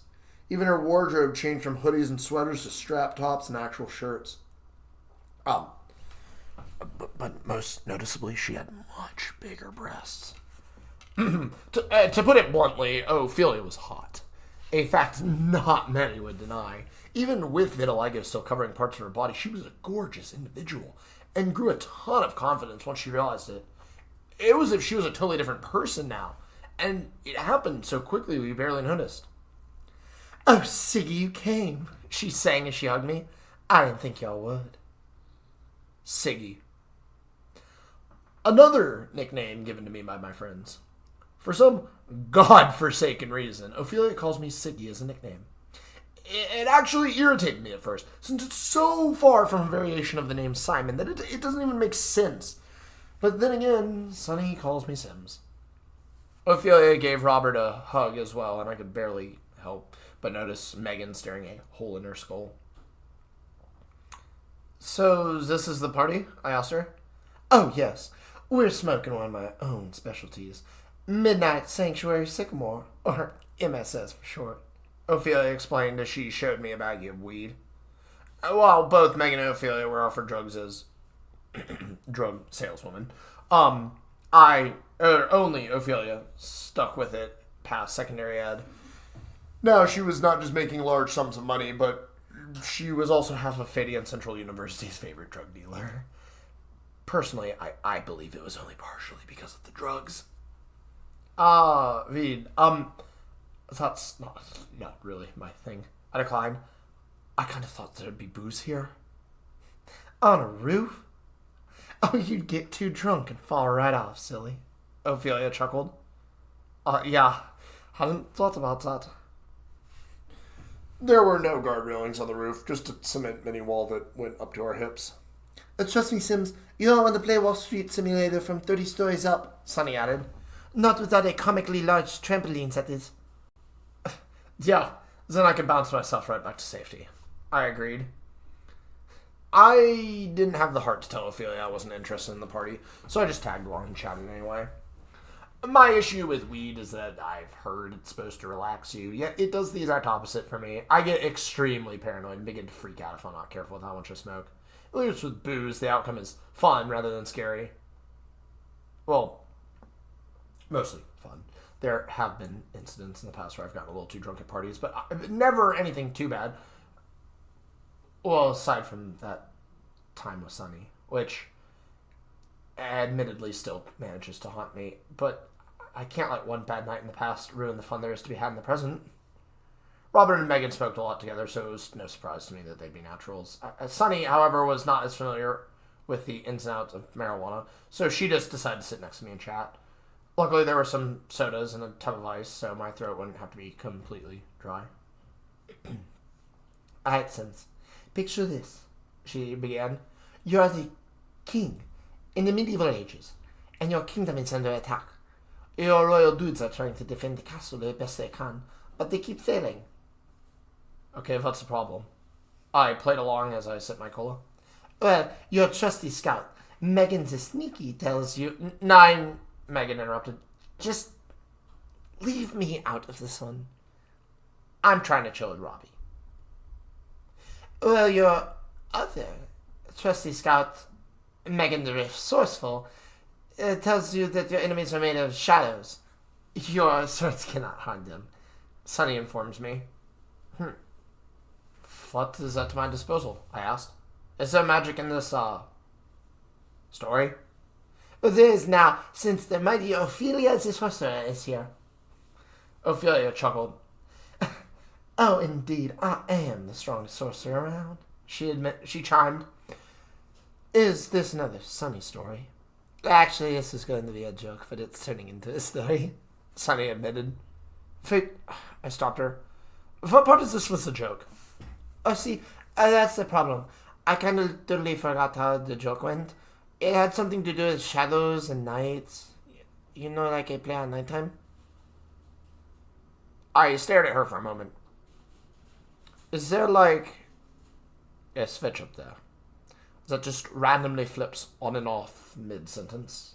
I asked sarcastically. I don't know, dude. It's probably stuck halfway. She laughed as she began to chug her soda. With the sounds of aggressive gulping and chatter in my ears, I looked to the night sky and admired the stars. I couldn't see many due to the lights of the city, but the few that were visible were very pretty. I loved the stars overfed. They were easily one of my most favorite beauties in this world, and I spent a lot of time checking them out. Back at the manor, my bed was positioned near a window, so I could see them before I slept. For my 15th birthday, I even got a telescope to look at them with. Hey, Sonny. Do you ever wonder if we're alone in this world? I asked as I stepped away from the crowd. That's a change of pace, she replied. But none. I guarantee you there's some big, ugly alien out there. Oh, with tentacles. Like in hentai. I'm being serious here. Also, fucking gross. You? Serious? I guess that's why they call you Serious Sim.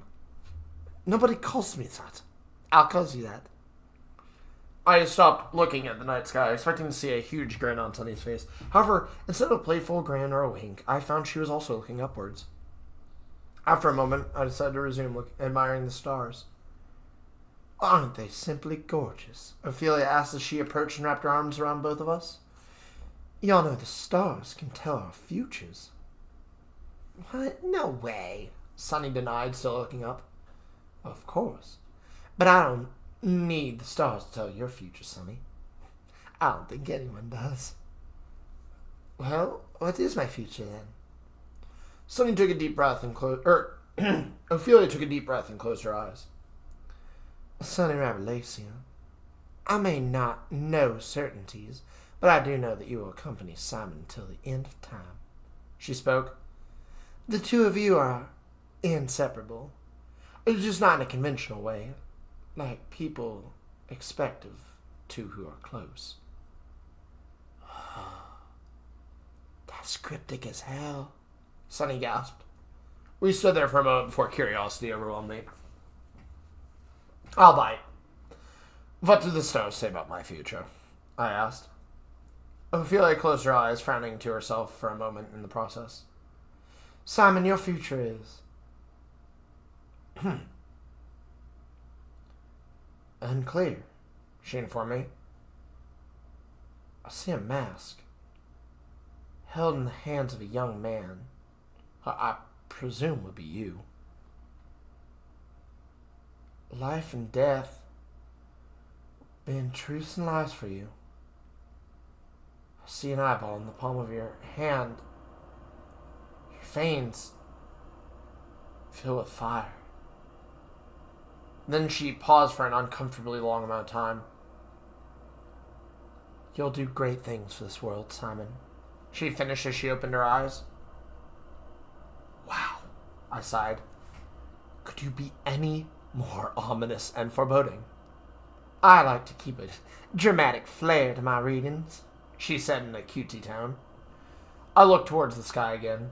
The radiant moon seemed to shine directly at me. I'll do great things, huh? I mumbled. When will I start doing that? Whenever you stop lying to yourself, Ophelia whispered into my ear. When I turned to look at her, she had already begun socializing with other partygoers again. Oddly enough, Sunny was still standing with me, looking at the stars. The moonlight seemingly reflected on her pale face, making her appear almost ghastly. Her dark hair barely stood out in the contrast, which seemed closer to its natural brown for the first time in a while. Would she really be my best friend if she knew it happened? Chapter end.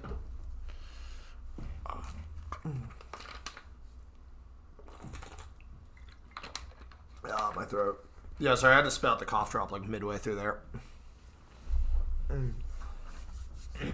I hope everybody is enjoying. I feel like I'm saying that at the end of every chapter. I hope everybody's enjoying. I really do. I'm enjoying this. I'm. To me, because it's been about a year-ish. This was published in April, and it's cool. I haven't actually like fully read through my book in a while, so what I'm sitting here, running through my mind is, how am I going to rewrite this? Because, oh my God, you can see, for anyone that's read the book, I'm sure you can just tell, I've improved as a writer over the course of working on this story. Even like here, the pacing is starting to get better. Daydreams starts off really slow, and I get that. I might eventually go clean it up. like seriously, I might because you can resubmit the manuscript anytime. It'll take them a bit to like update it, but still, I think that'd be cool. Anyway, It's nice seeing how I've improved. Chapter, whatever number. Seasons change. We grow. It's strange to think about how involved we are in the lives of those who are close to us. My greatest example of this is none other than Megan, who went from being a very unlikely friend to the girlfriend of my cousin in a few years' time. What's more interesting is that she was an entire year behind us. I was only finishing secondary ed by the time we were starting university. The gap between secondary ed and university seems so large, yet she's only a year younger than Robert. Something about Megan unnerved me for the longest time. And I remember the day I learned why.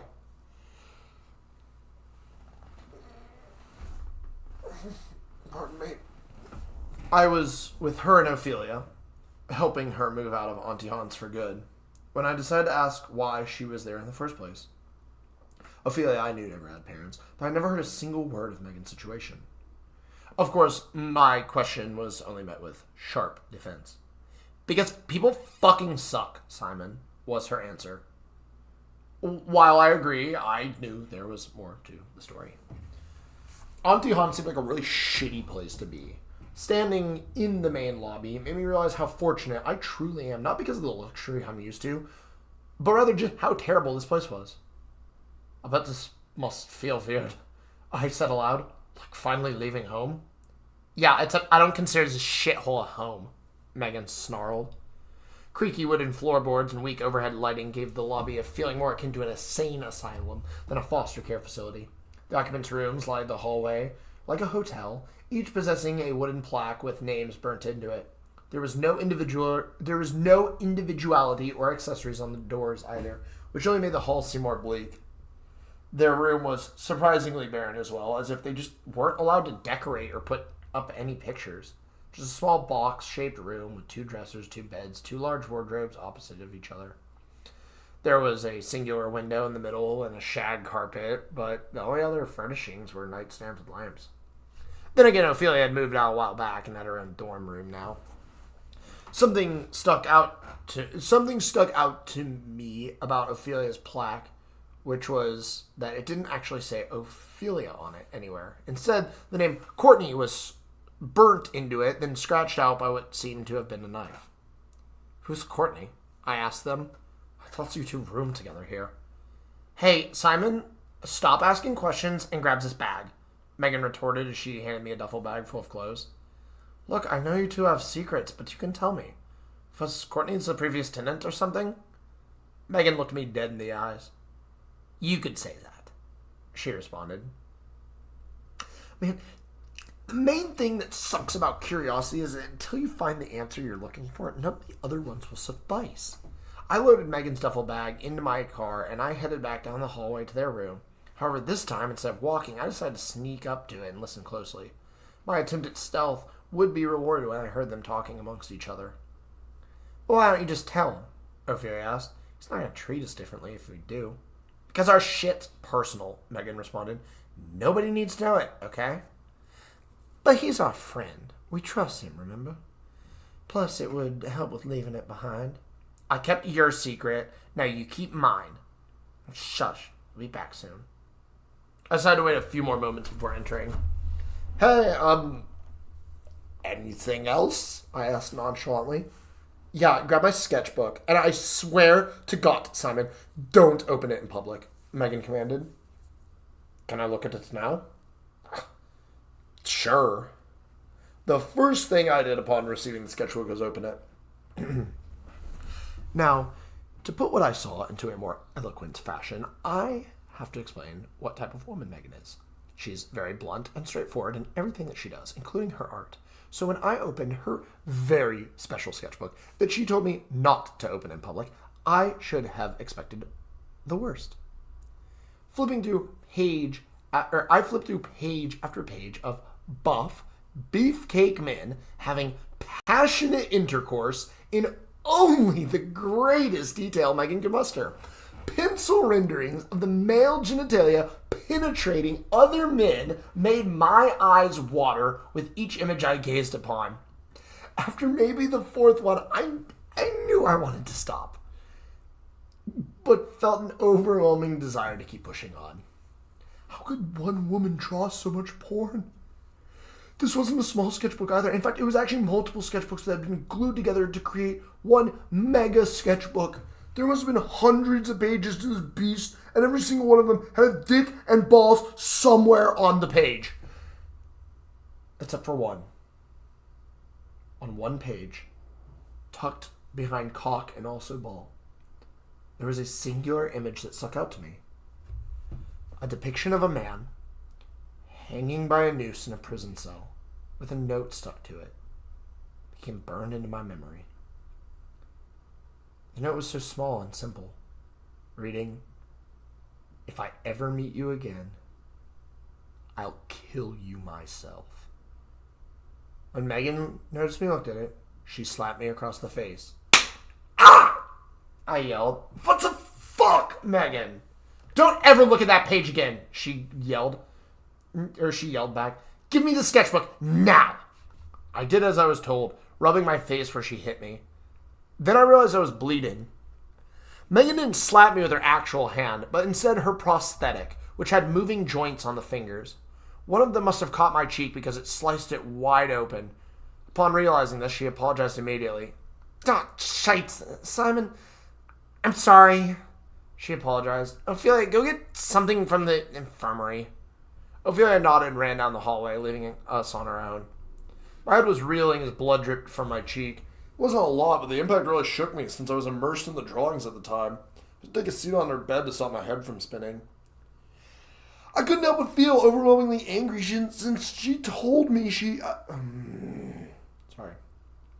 I couldn't help but feel overwhelmingly angry since she told me I could look through it. She must have known there would be something in there that I should not have seen, so how dare she get so mad that she hit me?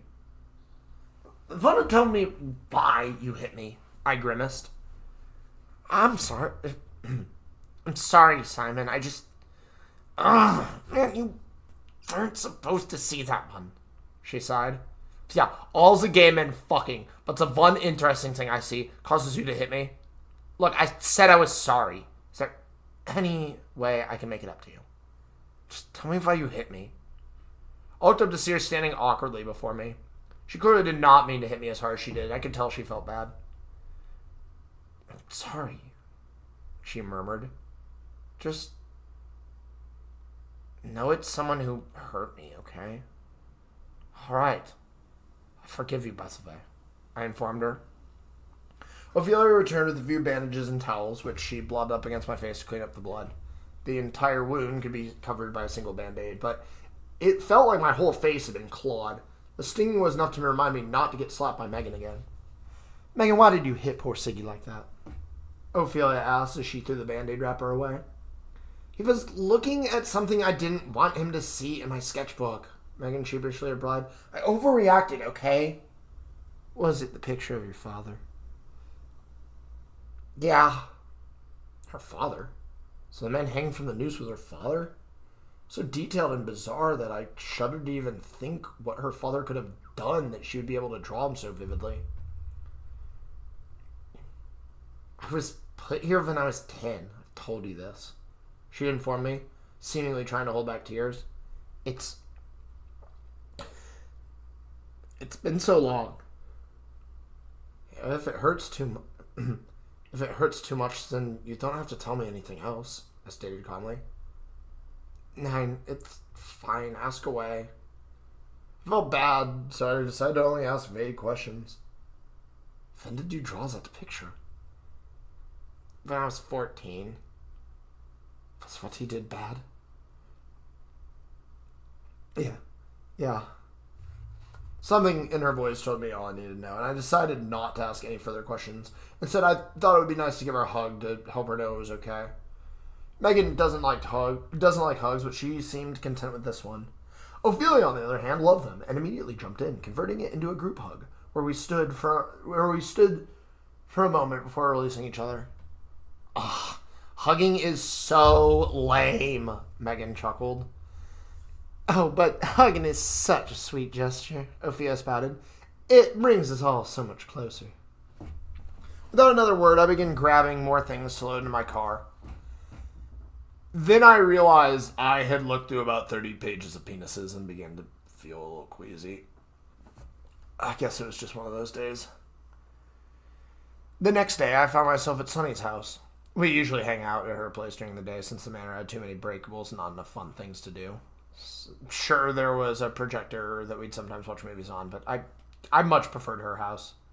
Not entirely sure why either. At this age, I thought the manor was really cool and had a lot of hidden compartments and mysteries tied to its halls. Sometimes, if I took a wrong turn, I'd end up finding something I'd never seen before in there.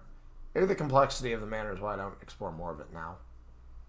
Or maybe being there was a constant reminder of my inadequacies. Sunny's house layout, however, was extremely simple. There are 5 rooms: main room, bathroom, Sunny's room, her father's room, and the garage. Father's was obviously off limits, and I'd only seen inside there once. On the further side of the house was the kitchen, which is where I currently stood. I asked her if I could grab some water and was currently waiting for the refrigerator to grind up and dispense some ice in my empty cup. After about 20 seconds of crunching noises, a singular ice cube fell out. It never occurred to me until the ice cube hit my cup that I knew Sunny's house better than I knew my own. Sunny, I think your refrigerator is out of ice again, I said aloud.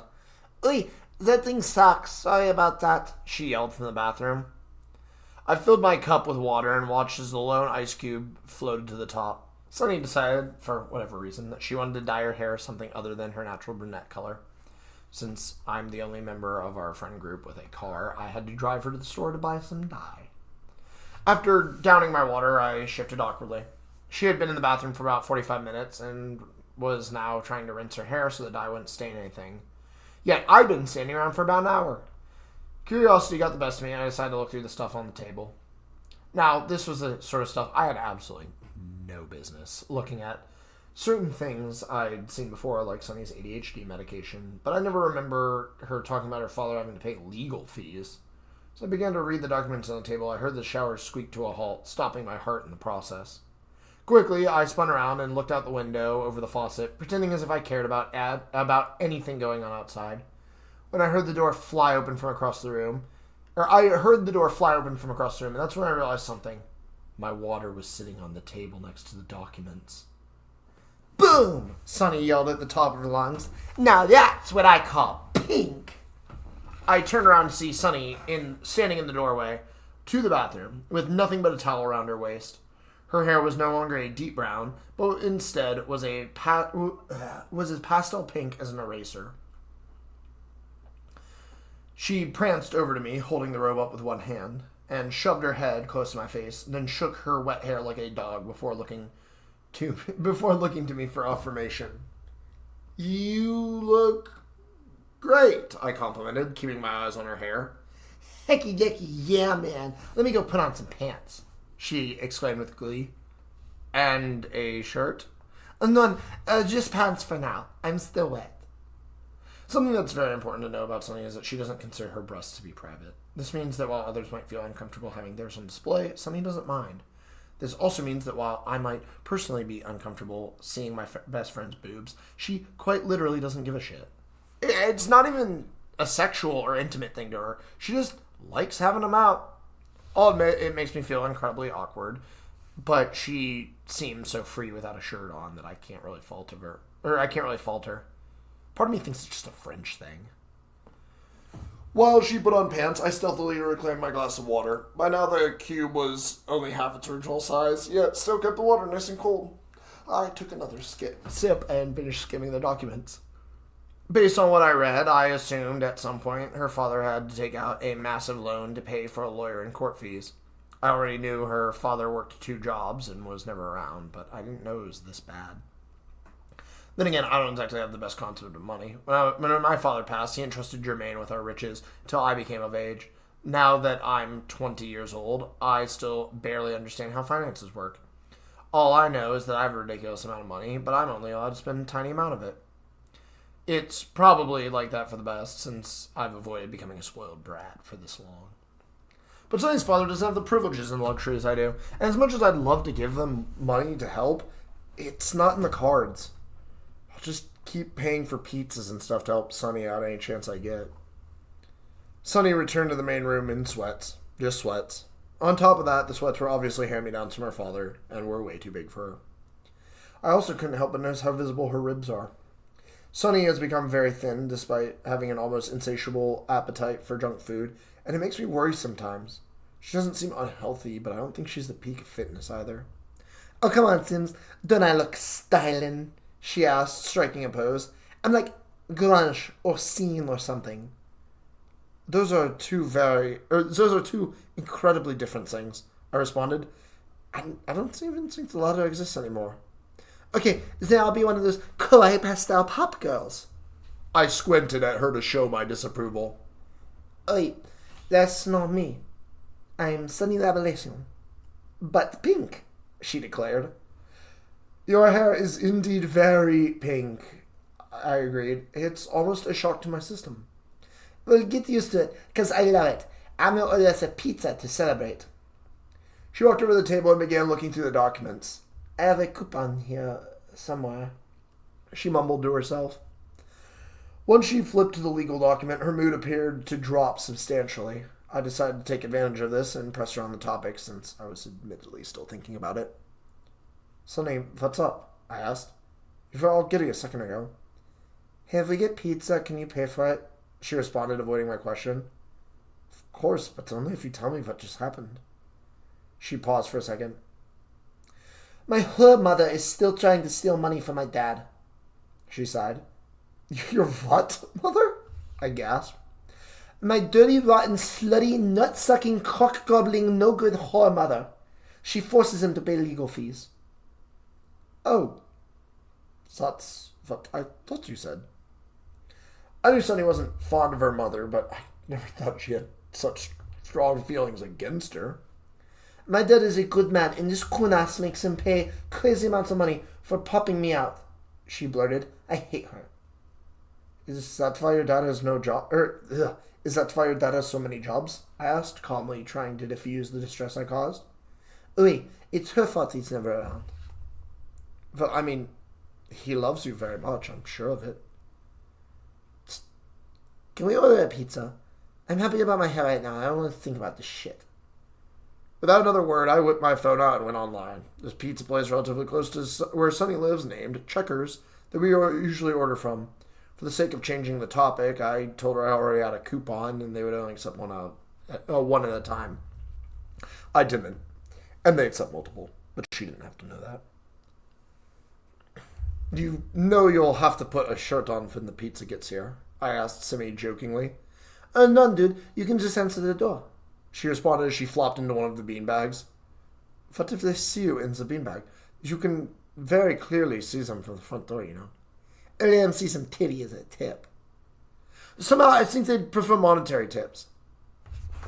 Some underpaid Checkers delivery driver would absolutely prefer titty sims. Or weed. If you say so, I'll just answer the door for you. Chapter end. You know something that's funny? And the topic of Sunny's breasts is that Sunny is like completely flat-chested, as I'm sure everybody in this call knows. Their call. If I'm still in Discord now. In this stream knows. If you want like a mental image of Sunny at this point, imagine like a dude's chest, like not hairy guy's chest, like just nipples. So, I think what I was going for with this was that Simon was still like weirded out by it and like considered it to be like a private thing, despite Sunny not. That's why he like refers to it as them as breasts. See, personally, I call them bee stings because that's what they are. Sorry. I want pizza now. Next chapter. Actions, not words. It should be no surprise that the real story begins at a party, since they have historically led to problems in my life. Something interesting about an addiction is that although the individual knows it's harmful, they will still continue to partake in the addictive actions. See, every year there's a street festival in Fade that's held in the Commerce Zone to commemorate the arrival of summer. Since the event was basically community driven, it resulted in more of a party like atmosphere. Live music, bring your own booze, festivities. I believe this festival is near the end of my final year of university, since I was 23 at the time. Before the festival began, I drove to Sunny's house to spend the day with her. A few seconds after I rang the doorbell, she answered and greeted me with a smile. Oh, you're here early, She beamed. Yeah, well, I thought I'd make sure you were up and at 'em, I replied as I entered. It was already 1100, but somehow Sunny appeared as if she rolled out of bed right before answering the door. I would accuse her of having a bedhead if her hair didn't always seem so ratty. Although over the years she'd gotten better at dyeing her hairs, and it fits her well now. Come on in, she invited me. I'm watching some mech anime with a girl who has orange hair. That sounds wonderful, Sunny, I accepted. What's the name of it? I don't know, didn't pay enough attention. I stepped inside and glanced at the TV. There was an animated fight scene of a woman piloting a robot mech, battling a gigantic monster on the screen, accompanied by badass music. Since I had never seen the show before, I had no idea what I was looking at. One thing's for sure, that orange-girled hair had a bad temper. Sunny flopped into a beanbag chair with her eyes affixed to the screen, began crunching on a bowl of cereal. There was noticeably no milk in the cereal, but instead a gallon of milk sitting next to her. She would take a bite of the cereal, then she would wash it down with milk from the jug a moment later. Why not just pour some milk in the cereal? I asked as I sat in the other beanbag. Cut out the middleman. Because then it gets all soggy and lame, she crunched.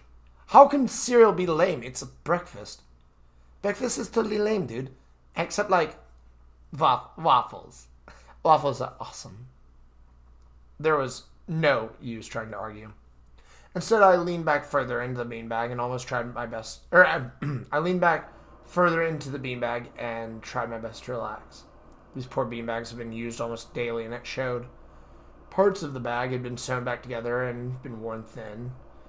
It was a miracle they could support my weight, even if it's not that much. Once the show had ended, Sunny sprang back to life as if she had regained control of herself after being possessed. So what's the game plan for lunch? She asked enthusiastically. Sunny, you just ate cereal. I just got here, and we're not set to meet the others until 12, I reminded her. Why can't time, like, work however I want it to? Because then it won't work for others. Speaking of working for others, mind grabbing my phone from my room? I glared at her. You do it. It's your room, I retorted. Oui, but I'm lazy. You most certainly are not lazy. In fact, you are the furthest thing from it. Sunny rolled around in her beanbag until she was completely sprawled out on her back. She moaned. My legs are melted and I see it, and I cannot walk. Sunny, I replied, standing my ground. Sims, I've fallen and I can't get up. Sunny. Sims, I got you a thing. Just go into the room. I caved, then stood up and walked over to her room. Sunny's room was small and only had one window, yet managed to remain in a constant state of disarray. Upon entering, immediately to the right was a full-body mirror, which always seemed to startle me. Seeing the motion of someone entering the same room in my peripheral always made me feel as if there was another door in her room, and it psyched me out. It was only when I approached the nightstand and noticed her phone charge that I became suspicious of her intentions. No phone was plugged in, which made me realize I had been played for a fool. Actually, I am a fool, since I remember seeing it near the gallon of milk a little bit ago. By the time I realized, Sunny had already appeared in the doorway, aligning herself with my reflected gaze. I looked at the mirror, only to be met with a large grin on her face as she approached me. Sunny, what are you up to this time? I asked. Close your eyes, she commanded. Why, is this another trick? Close them, Sims. Fine. I begrudgingly closed my eyes and waited. Sunny grabbed my waist and held my hand up, then placed something in it and closed my fingers around it. From the size and feel, I believe it was a glass bottle of some sort filled with liquid. And open, she exclaimed. When I opened my eyes, I found myself holding a bottle of top-shelf tequila. It wasn't just normal top-shelf tequila either, and upon closer inspection, I noticed it was actually Odysseus tequila from the 1940s. extremely expensive stuff. My eyes lit up with excitement. Sonny, holy shit, where did you get this? I asked excitedly. I stole it from my mom when I was forced to visit her a few weeks ago, she explained. I knew you'd like it. Danke. Mind if I bring it to the festival tonight? That's why I gave it to you. I wrapped my arms around her and gave her a quick hug. Oh, there is a catch, however, she added. What's up? Let me have some tonight. I heard this stuff is legendary. I nodded and returned with her to the main room, then placed tequila next to my beanbag. We continued watching TV for a bit before a commercial came on advertising a new game. Yeah. The game is called Dungeon of the Infinite Castle 2, and it's a sequel to a medieval dungeon crawler of the same name. Sunny and I play the first one together all the time, so an idea popped in my head. I just got an idea of how I could pay you back for this. I spoke up. No, I told you, I stole it from my poor mother, she responded. She's not any better? None. I can tell that she knows she lost, but she doesn't care. She just wants her court money and pretends like she misses me. That's depressing to hear. I guess. She was so busy pretending to miss me that she missed me swiping that bottle. Well, hopefully you won't miss me swiping a copy of Dungeon of the Infinite Castle 2 for us to play. I joked, trying to lighten the mood. Time passed quickly, as it does when you watch your favorite shows with a friend. And soon we would have to head to lunch. Sunny must have known she couldn't leave her house without pants, because she eventually decided to wear some cargo shorts. Didn't take me long to realize they were her father's, since they barely hung onto her thin waist. After locking the door, we headed to my car. I put the key in the ignition, twisted it sideways, flooring the brake as I did. The car engine turned over, and I pulled out of her driveway. Ooh, let me put some tunes on, Sunny clamored in the passenger seat.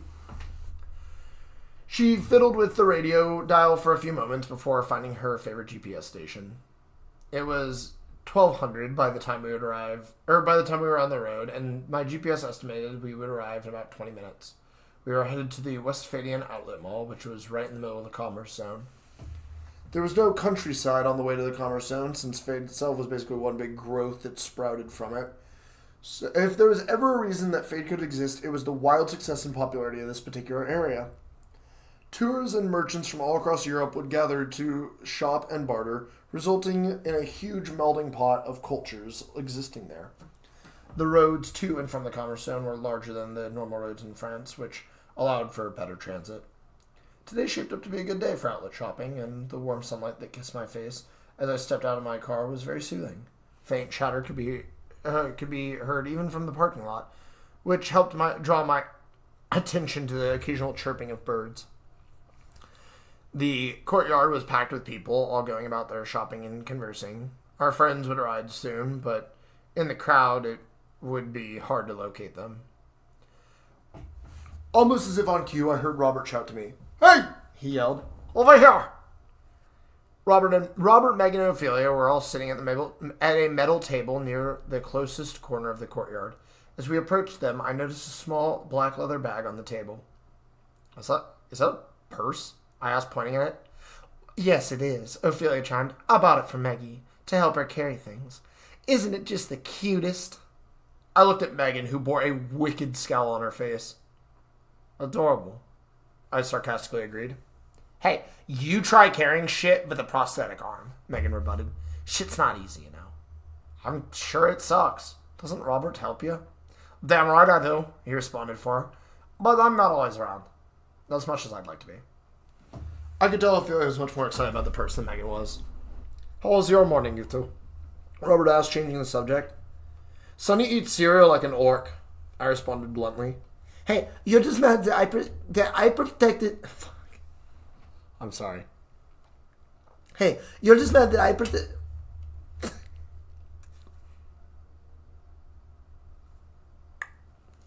Hey, you're just mad that I perfected the art of unsoggy cereal eating, Sonny defended herself. She eats it dry and then chugs milk from the gallon. It's super efficient. It is literally the least efficient way to eat cereal, I argued. I actually cannot think of anything less efficient, aside from eating it with chopsticks. D'accord, but that sounds super fun, and I'm definitely going to try it. Sounds like an eventful evening. Eventful morning. Robert interjected. Little did we know this eventful morning would lead to the most eventful night of my life. To say the festival was fun would be an understatement. It felt like everyone I'd ever met was in attendance, and they drank like it was the end of the world. Summer break was finally upon us, and the streets were livelier than ever. What a fantastic festival! Food carts lined the ways, serving exotic treats to anyone and everyone they could. I couldn't take a single step before bumping into someone, and I quickly lost track of my friends in the crowd. Earlier in the day, we decided that if we got lost, we'd head to Sonny's house, since it was within walking distance. The Odysseus tequila that Sonny gave me was so wickedly strong that after only a few drinks, I was completely wasted. Coupled with the chatter and loud music, I was gone pretty early into the party. I remember very little of that night, but one thing that distinctively stuck out to me was the night sky. Although it seems like a lame thing to remember from a party, something about the sky called out to me that night. As I took a stroll away from prying eyes and partying souls, I remember a strange feeling. The stars were watching me. I could feel the warmth of the summer night enveloping my body in a soothing grasp. The brightest stars shined down upon me like nature's spotlight.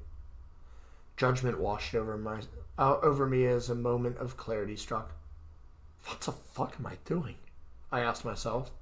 I was wasted at a street fair of all things. A festival designed to celebrate the seasonal change, not some frat party with booze and drugs.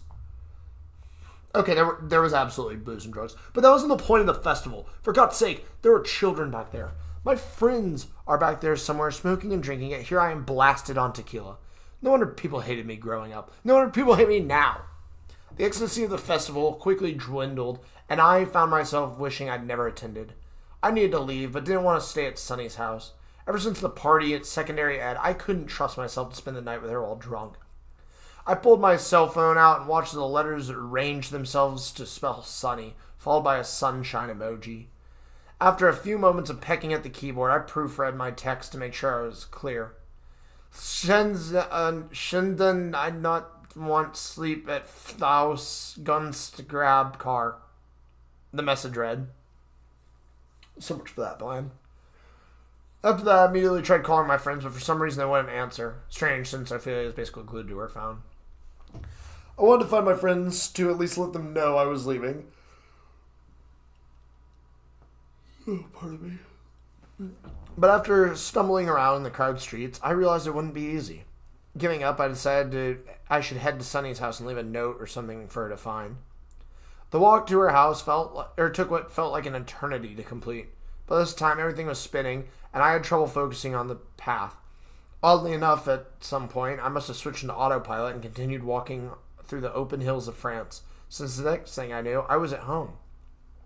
I don't even remember leaving a note. Chapter end. Give me a second. I need to, hang on. I need to step around for a second.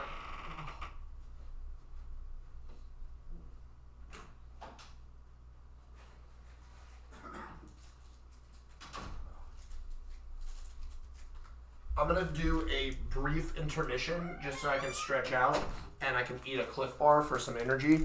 So, to everybody in the chat, thank you very much. If you're listening to this on recorded version, I'll put a timestamp. Sorry, you'll probably have to stop what you're doing to click on it. I know. I'm evil. Or we make like a super cut or something and we just cut this out. I need to eat something. Welcome in, Joshy. I saw you join a while ago. I don't have a view counter or anything. I have no idea how many people are here. You guys like my voices I'm doing? Yeah, stream sponsored by Cliff Bar.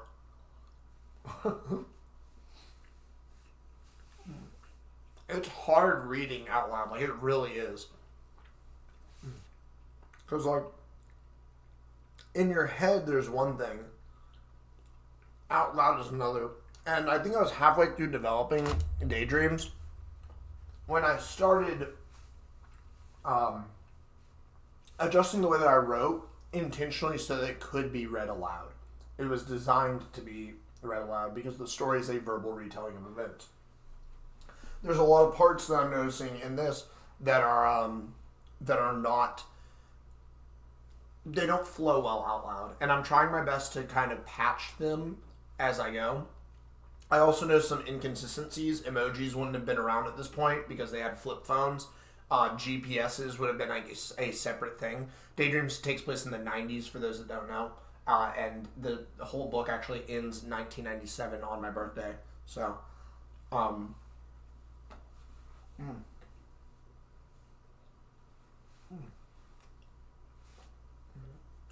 Thank you, Edgar. But yeah, there's some inconsistencies. Even with like early voice lines and stuff like that. Like characters saying yeah instead of ja or we, depending on who they are. Instead of like, I don't know, like God knows what, it would be got for certain characters. I noticed that Megan said my God at one point. Doesn't say like mein Gott, which she would.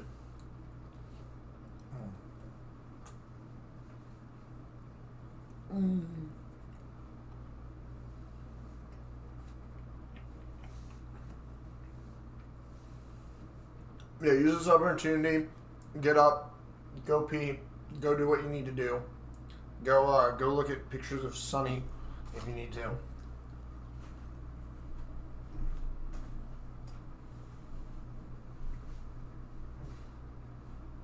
I don't know. I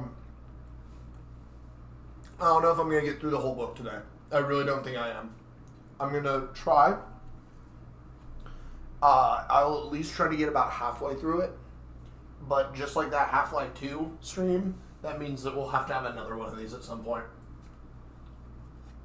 Luckily, while it's still freezing cold out, that's fine with me. Because I can't go to events to promote Daydreams, which I've been doing a lot of. But can't go while it's so cold. No one's going to show up. So, aside from like indoor events and stuff.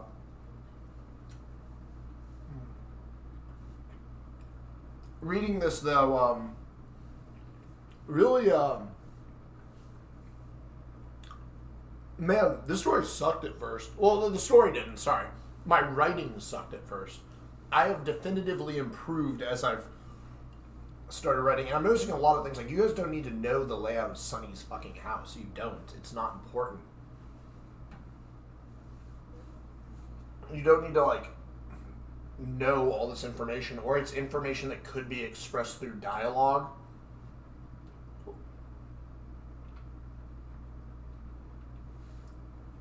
I don't know. It's just like, it's weird. I wonder how many people start reading Daydreams and see this sort of stuff and are like, oh, yeah, no. Or like, they just can't get to the good part, if you will. I'm going to use the restroom. I'm going to come back and we're going to start reading.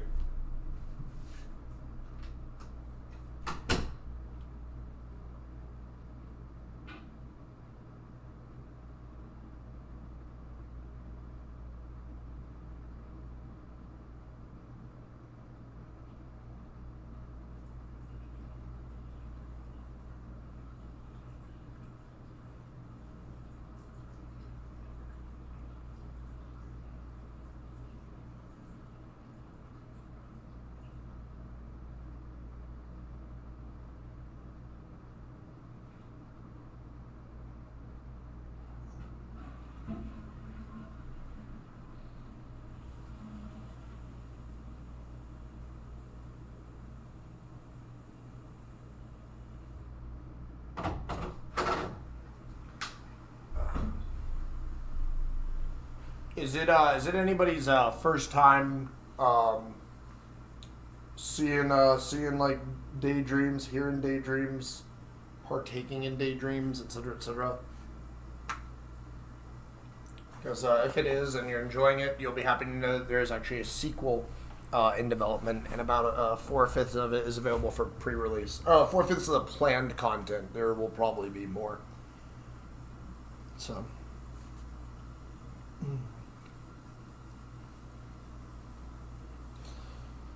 Alright.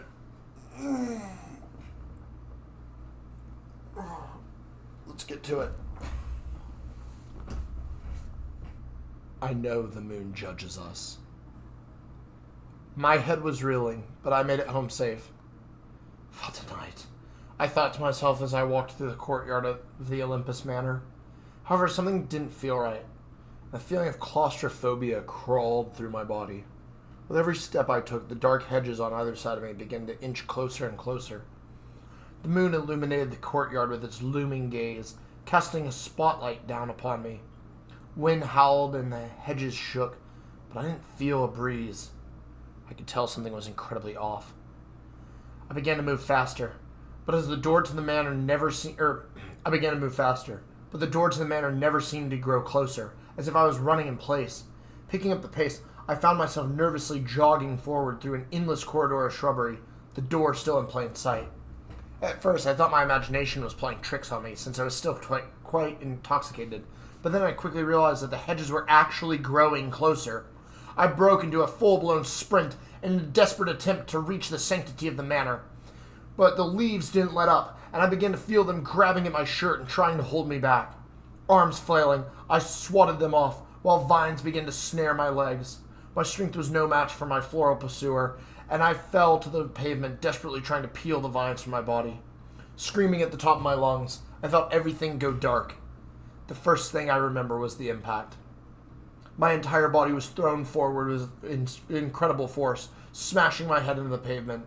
The sounds of crunching and screeching overpowered the howling winds and assaulted my ears. I felt my lungs collapse as the air was forced out of my body. Although I tried not to gasp, my body physically would not respond. In fact, nothing would respond, as if I was completely frozen in time, forced to live out all my life in this anguish of mere seconds. No matter how hard I wanted to scream, I had no air to do so with, and thus the overwhelming pain I found myself in had no outlet. There wasn't a doubt in my mind that my skull split clean open from the impact, and the warm rush of fluids dripping down my face confirmed that suspicion. My body cannot function without air or blood, and I was beginning to feel lightheaded. By the time I regained composure, the damage had been done. An opposing force lifted me up, and I fell onto my back. The next thing I remember was the night sky. The stars seemed so clear to me, despite my vision fading and head spinning. A million little eyes judging my every move. Why must they taunt me so? As I recovered, I sat upright and checked my body for injuries. Despite having felt blood on me mere moments prior, I was not bleeding nor was in pain. In fact, I actually felt entirely numb. I looked up at the stars once again to find they had vanished. The moon still illuminated me, like the star of a play, continuing to cast its spotlight down on me. Then I remembered the door opening. A tall man with a mask that obscured his face stepped out from the manor, followed by about 4 others. They wore robes that were as dark as the night sky, which hung down over their legs. Metal chains bound them all together, clattering as they encircled me. Unlike the others, who wore hoods, I could see his mask clearly. It was a wooden mask, modeled to the shape of my face, including my hair. The eyes and mouth of the mask were open, and what appeared to be blood dripped from them. From behind one of the eye holes, a dimly glowing red light stared directly at me. It was as if a festival hosted a grotesque mask in my likeness. What disgusting monster wears the mask of another man's face? "Who are you?" I asked in panic. "What the hell is happening?" The masked man put a finger to his mask and gently shushed me. His hand was almost gray, with thin, flaky skin that seemed to barely cover the bones. He towered over me, as if I were a mere child. I must be wasted. I beckoned. "This is a dream, or a trip or something." The man hushed me again. "Please, just get out of my head," I yelled, attempting to push the man away. When I reached for the man, he calmly grabbed my right hand. I immediately tried to retract it, but despite his fragility, I couldn't break free. Without any action on his part, a searing pain grew through my palm, then ran up to the top of my hand. I couldn't stop screaming as I felt the flesh being peeled away and the muscle being ripped out. As my hand grew numb with pain, as I felt a stinging sensation crawl through my veins towards my heart. That's when he began to lean in close. Through the searing pain, his words carried a heavy weight, groveling in my ears. Simon Alexandria Olympus of Fade, His voice roared. you bear the last of the Olympus blood. I grabbed his bony wrist and attempted to free myself once more. Please heed my warning. It is the last you shall receive. He continued. You have used our bloodline for malice and treachery. Your undoing is entirely guaranteed. I opened my mouth to respond in anguish, but words wouldn't leave my lips. It was clear that I was not permitted to speak when he was. Another's blood is on your hands, but you yourself are an innocent man, should you wish to be. He explained. Only one chance shall be given as soon as you've arisen. Show us your worth, or suffer the sanctions of your birth, the curse that runs in your family. The monster grabbed my neck with his other hand and pulled me closer to his mask. I could see blood-red eyes through the small holes, and a chill ran down my spine as all the robed figures began to chant along with him. The air will taste of blood you've shed, They chanted. The other man will end up dead. You'll be cast into a cell where you'll rot and burn in hell. No one will remember the name of the man who went insane. Screaming, whopping, yelling, crying, serve us nothing by defying. At long last the line shall end, a newborn power shall begin. Unless you follow our every test, prove you are not like the rest. As they finished chanting, they broke into a blood-curdling howl. I closed my eyes and screamed in terror, praying that this nightmare would come to an end. To my surprise, it actually did. In an instant, I was transported from my doorstep to a soft bed. The sounds of rhythmic beeping echoed in my ears and eased my anxiety. If someone told me that curling up into the fetal position and screaming my lungs out would wake me up from a bad dream, I'd call them crazy. But somehow, against all odds, it worked. Sort of. Well, actually, the thing that woke me up was not my screaming, but instead someone else's reaction to my screams. When I opened my eyes, I found myself looking at a very familiar pink-haired girl. She was looming over my head and lightly tapping the sides of my face. "Sims! Sims, wake up!" she kept repeating. I shook my head and felt a huge jolt of pain rush down my neck. "Ah! Fuck! That fucking hurts!" I exclaimed. "Luigi, don't move your head so suddenly. Are you finally awake?" Sonny asked. "If you call this awake, then yeah." What happened? That's what I was going to ask you. Your freaking butler told me you were in the hospital. Hospital? I slowly and carefully looked around and realized that I was, in fact, in a hospital room. My clothes from the festival were folded neatly on the countertop, next to various assortments of medical equipment. Sunny was standing next to the small, single-person bed I was in, but I could tell she'd been sitting in one of the plastic chairs near the door. Opposite the door was a singular window, which had the curtains closed to keep the room somewhat dark. "Yeah, I'm going to turn on the lights. Brace for impact," Sunny warned me. I could feel pressure on my head, as if it had something wrapped around it. As she flipped on the lights, I drew my right hand to block the initial flash, but noticed something bizarre. On my hand, there was a nasty scar from where the masked man had gripped me. As my eyes readjusted, I examined both sides of my hand. The scar appeared incredibly aged, lacking any form of scabbing, as if I had it my entire life. I felt my heart sink into my chest, my entire body tense up. I had an inexplicable feeling of dread overcome me, as if my body had been programmed to react negatively to seeing the scar. Absolutely nothing could reassure me that having this on my hand would be a good thing. It was haunting to look at. Before I could cause my body any further anxiety by looking at the scar, my butler entered the room with a can of soda. Ah, Master Simon is awake, I see, he exclaimed as he handed Sonny the soda. Thank heavens you're all right. What happened? Why does my head hurt so badly? I asked. The first I do not know, he explained. As for your head, it may hurt on account of physical trauma. You do have quite the new look, Master Simon. He grabbed a mirror off the table and handed it to me. On the right side of my head, part of my scalp had been shaved and clamped with sutures. The area surrounding it had been lightly stained from what I can only assume was a ridiculous amount of blood. At least the rest of my hair was intact. I had clearly been out cold for longer than a day, since I could see a stubble lining my chin and jaw.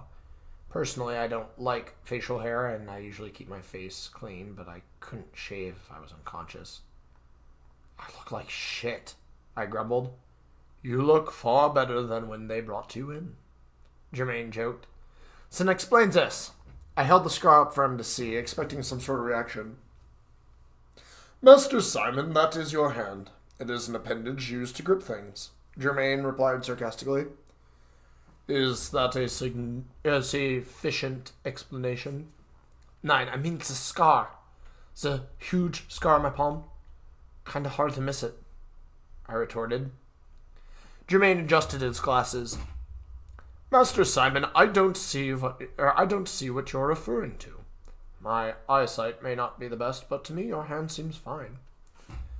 I looked to Sunny for affirmation. It looks the same as always, she shrugged. I checked my palm, and sure enough, the scar was still there. So, you can't see the scar? I asked. Before anyone could answer, 5 police officers stormed into the room. They had riot gear on, with face shields and bulletproof vests, all blacked out and tactical looking. 3 of them held full-blown rifles, despite Fade's strict gun laws. They were massive. Easily the largest men I'd ever seen in my life. I never really had run-ins with law enforcement, so I was scared out of my mind being in their presence. A doctor quickly followed them, shouting at the officers in French and trying to get them to leave. One of the officers began speaking to the doctor, undoubtedly explaining what was happening, but I was too focused on the one in front of me to listen. What the devil is this about? Jermaine asked in shock. The officer in front of me ignored him and grabbed my arm. Simon Olympus, you're under arrest, he informed me. What? Huh? I stammered. Is he cleared for removal? The doctor asked. Is he cleared for removal? The officer asked the doctor in French. The doctor nodded and I was handcuffed, then lifted from the bed. A sharp pain shot through my body as I was hoisted onto my feet.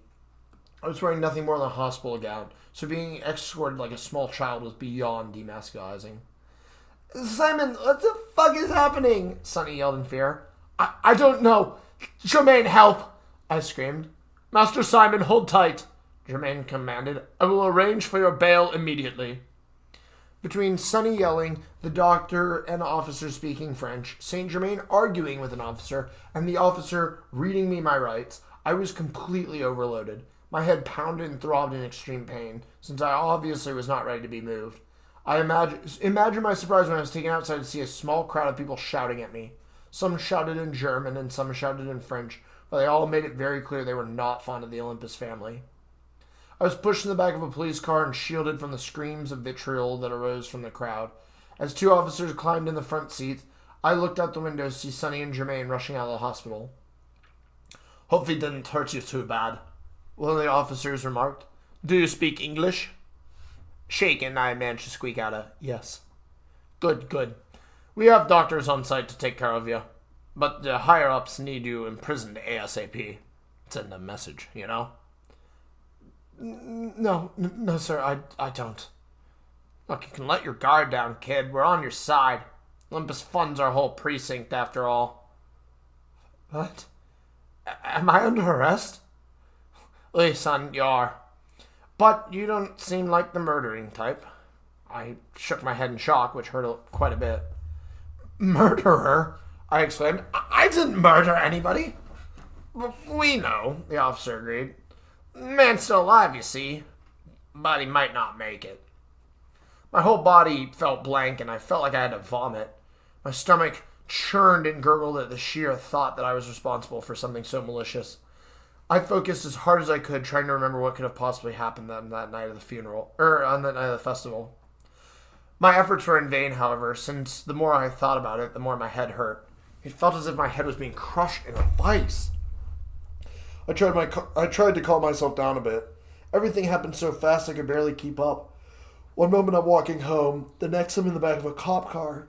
Clearly there was some sort of mix-up, right? And what the strange scar? Why couldn't Sonny or Jermaine see it? And what the genuine fuck happened with that masked man? All these questions raced in my head, stressing me out further as I rode along. Chapter end. Starting to pick up a little bit. I'm just gonna jump right into don't break a promise.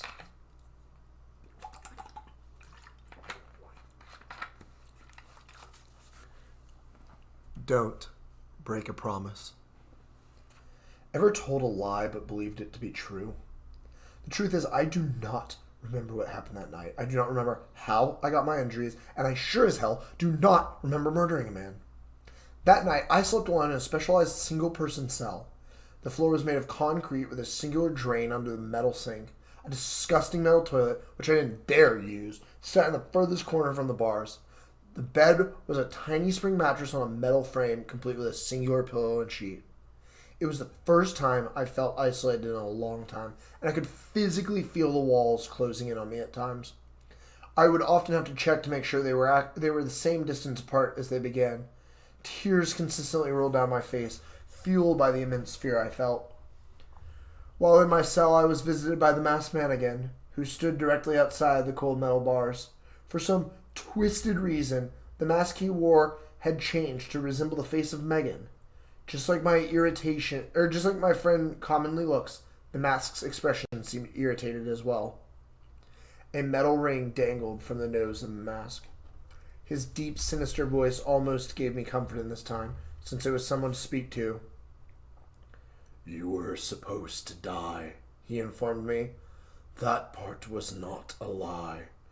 But now you'll rot within this cell. This was told to you as well." Please tell me what's happening," I begged. "Those memories are locked inside. That accursed thing you call your mind. Please, tell me what I did to deserve this." "You were born in Olympus. That is the cause of all of this. Now it is time for your first test. Hear me now before you rest." The masked man walked through the bars of the cell, as if they weren't even there, slowly and calmly approaching me. "Listen well. I'll say this once. You'll meet a man who was a nonce," he explained. "He holds relation to one you know. Compassion you will have to show to a man guilty of a crime which cannot wash away with time. Do this for me and you'll walk free. Until we meet again, you see." "A test? A man? Please, just fucking tell me what to do," I pleaded. The masked man vanished before my very eyes, leaving me alone in my cell. He spoke with such cryptic rhymes that I almost felt he was playing with me, as if I were a puppet in his hands. But I had to trust him, right? I had no other choice. Why would this happen to me? I'm not even worth the effort of keeping alive, and yet I was sewn back together by the doctors. I laid my head down on the thin pillow and cried myself to sleep. That night I dreamt I saw the face of the man I was accused of murdering. A serenade of haunting voices caressed me amongst the noise of my thoughts. All I've ever wanted was to be free of the shadow that looms over me, cast by the existence of my family before. Would I really be able to escape them, dear Lord? The next day I was removed from my cell and taken to a waiting area. I didn't sleep very well and was awfully groggy, so I almost missed the officer informing me that my bail had been paid. Saint Germain must have stuck true to his word. However, unlike being thrown in prison, here in Fade, getting out takes some time. My head throbbed in pain despite the officers providing me with medication from the doctor. So I sat behind bars, quietly waiting for my release. The waiting area seemed almost friendly. It was a spacious cell, complete with a luxurious selection of 5 entire metal chairs, all of which were permanently affixed to both the wall and the floor. As a guest here, I was treated to a very comfortable handcuffing to my chair, along with a distinguished orange jumpsuit. Sometime between 15 minutes and an hour of waiting, another man was escorted into the cell and handcuffed to a chair opposite of me. I immediately assumed this man was the one I was supposed to meet, and thus decided to spark up a conversation.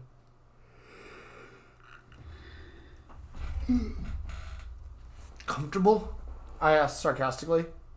The man replied, "I asked if you were comfortable." "Sprichst du Deutsch?" he asked, a bit louder. Oh, he speaks German. For the sake of consistency, I'll translate our conversation as I had it, but I may paraphrase it.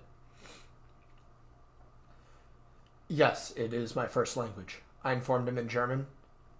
"It is my only," he replied. We sat there in silence for a minute as I thought of something else to say. I had to ensure that I showed enough compassion to satisfy the masked man, but it was hard when I literally didn't know the guy. Plus, the masked man said he was a nonce. Hopefully I can get what I want from this, and he can rot in hell once I'm done with him. He had short, thin gray hair with a goatee and dwindling eyebrows. I could tell he was easily in his past his 40s by his face, which seemed almost droopy in some parts. It was only when he noticed me staring a hole in his head that I realized who he was. "You have green eyes and gray hair," I stated in German. "My friend has those as well." He looked up from the floor in a brief jolt of excitement before immediately attempting to hide his gaze once more. This was all I needed to confirm my suspicions. "These cells are ordered by last name, you know," I explained. "I saw when they brought me here. LMNOP. The man avoided eye contact, but I could tell he was listening. "My last name starts with an O," I told him. "Is there any chance yours starts with an M?" The man spat onto the floor. I found my disdain for him rising with every passing second. "I know who you are, Olympus," he spoke solemnly. "Your manipulative tricks won't work on me." "There's no trick," I informed him. "I know your daughter." His entire face sank as I said this, and his face immediately locked with mine. Or his eyes immediately locked with mine. I could feel him trembling despite the distance between us. "Megan?" he softly gasped. "Yes, that is your daughter, right?" I asked. I can't." He was clearly struggling, so I decided to help ease the tension. "Want to know how I know it's you?" I asked politely. "How?" "I saw a picture she drew of you," I half lied. "She is a fantastic artist." She drew me?" "Well, you seemed a little younger in your drawing, but yes."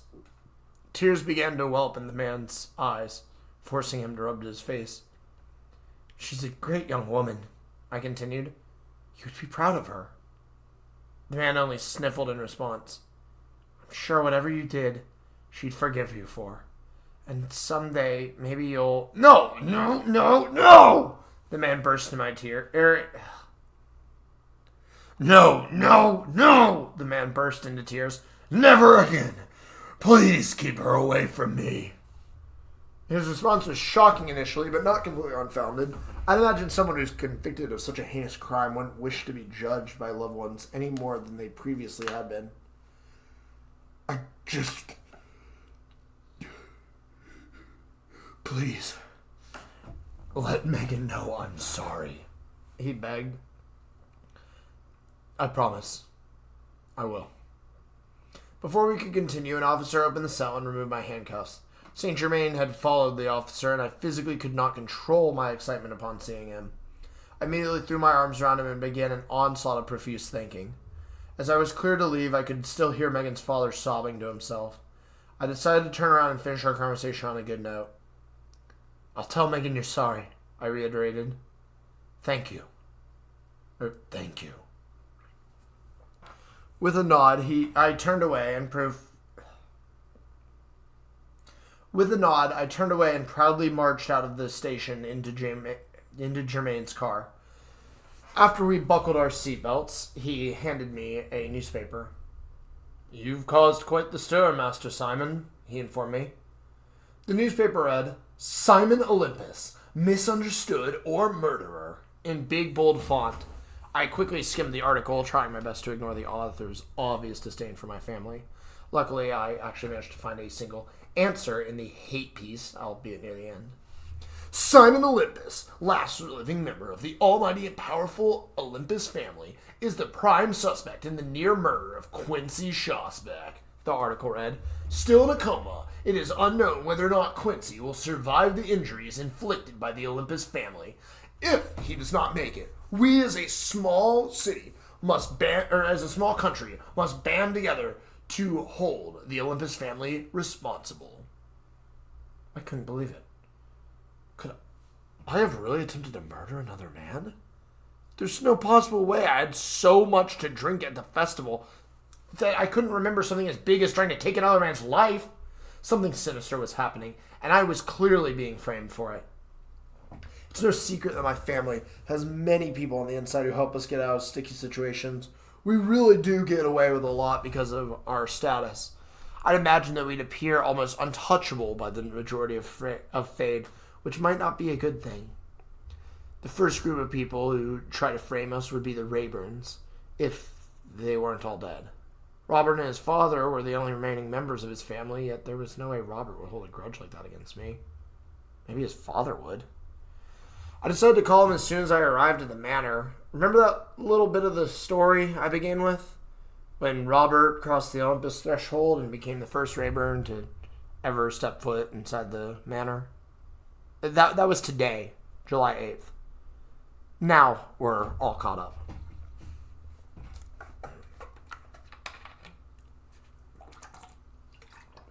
Here we were, in a cellar beneath the manor, reading books about my family. After what felt like an eternity, I found a book that shed some light on my situation. Within the book was a hand depiction of a scar that was strikingly similar to the one on my hand. Or a hand-drawn depiction of a scar that was strikingly similar to the one on my hand. I began to read the text surrounding the depiction aloud. The Olympus brand manifests upon a family member who is guided with a reality-altering trial. I read aloud. Guided by a masked man, the branded one must accomplish the task provided, or will be slaughtered in the process. Well, that must be the so-called curse, Robert added. Seems to me like nobody could step up to the plate. Gee, that's really assuring to hear my entire lineage has been incapable of succeeding. Well, is there any record of someone who died of old age in your family's history? I paused for a moment. Good point. On that note, I began reading more. Others around him will receive brands of their own, marking them as targets for the trials, I continued. These targets will be unaware, and usually assume they've had their brands their entire life. Robert's face scrunched with confusion. Wait a tick. Is that what this is? He asked as he unbuttoned his shirt. Upon opening his shirt, he revealed to me a patch of darkened skin on his left pectoral. Sure enough, like the book said, he claimed to have had it his entire life, and believed it to be a birthmark. The brand itself wasn't a scar, as previously mentioned. Instead, it could be better described as a dark patch of skin that boasted a leathery appearance. It was a little larger than the diameter of a golf ball, but faded into his normal skin around the edges. Here I thought this was just a Rayburn thing, he commented. But, just like everything, it involves your family. Fit, I just realized. Can you see this? I asked as I extended my hand to him. Your hand or the scar? Robert's response shocked me. How come he could see the scar when Jermaine couldn't? Compared to Sunny's response when I asked her about it at the hospital, the scar was proving to be quite the enigma. Maybe the others have brands as well, I suggested. You should text Megan and get her over here. We'll have to leave the cellar. No signal, remember? He responded as he held up his phone. Descending the stairs was unnerving initially, but ascending them was just a pain in the ass. There must be 1,000 steps, with the only light sources being our phones. Combined with some of the steps being old or rotting, is a very unpleasant experience. Climbing the stairs somehow felt twice as long as the trip down them was, despite the length and amount of steps remaining the same. Once we arrived at the top, I leaned against the wall and caught my breath. The wound on my head itched from the small amount of sweat, and I had to resist scratching it at all costs. Yo, cuz, I'm gonna use the restroom and text Megan, Robert informed me. Don't asphyxiate while I'm gone. I'm not that out of breath, I rebutted as he walked away. After spending a few moments alone, I heard a familiar ghastly voice. So, you learned of the brands, have you? It asked. I turned around to see the masked man standing in the center of the entrance lobby. This time, the mask he wore was that of Robert's face, boasting a prideful expression. Are you here to taunt me, or can you provide me some answers? I asked bluntly. What even is your name? Of course, of course. How rude of me. To never give out my name so clearly. He rhymed. Please call me Olympus, if you would, for I live in your family and all of its blood. Your name is Olympus? Was my name a shock to you? It shouldn't be, since it's your name too. Nine. In fact, it's the first thing you've said to me that's made any sense. You learn quicker than all the rest. Maybe asking questions works out for the best. None other did ask me directly my name. They were all too worried about preserving their fame. Others? You mean the other members of my family? Your family, they say. Is that what they are? Did they buy you nice things like an expensive car? Or did they force all the pressure down onto you? Shove it all in your mind to fester and stew? My father wanted the best for me, I'm sure of it. I responded adamantly. So that's what you think, but I know it's not true. My dearest friend Simon, he was lying to you, Olympus explained. Your family is weak and not what they'd been. All of their talents were used and powers were thin. The masked man slowly approached me. Upon realizing I was standing in a corner, I stepped outwards and away, as to not be trapped. Somehow he felt much less imposing this time, as if he was trying to help me. Are you implying that I actually have no talents, and this whole time I have been living under false expectations? I asked, keeping my distance. The ability to understand is a talent of its own. But yes, I fear you've got your wits alone, he informed me. Year after year, your family grew weak, from the problems they'd cause and the havoc they'd wreak. Misusing power, huh? But if I tell me this, I can't do shit about it. But that's where it's wrong, my blessed one. You've been marked with the brand, young Simon. You can restore the family to its rightful place. But as I said before, challenges you'll face. Suddenly it became a lot clearer why the masked man was helping me. This shadowy figure wasn't some sort of sleep paralysis demon that hunted me, but rather the source of the Olympus power. No wonder he's so bony and frail. He's literally dying. Before I could ask him another question, the doorbell rang and he vanished from my eyes. I lurched out as to try to stop him, but he phased right through my hand as if I weren't even there. Guess I'll have to get my answers another time. Chapter in. Okay. I'm really struggling. I'm having a hard time.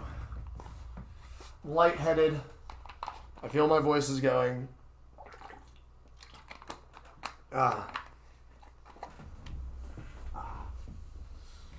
Give me a moment.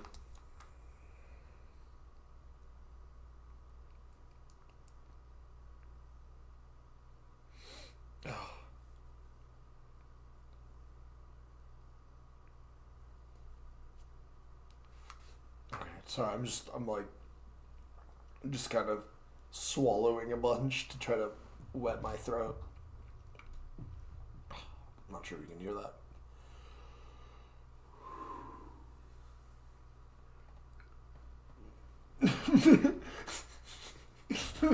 Manny's Daydreams immediately does. I'm dying from cringe at Like my old writing style. Like it's getting a little better as it goes on, but like, oh my god. Oh my god.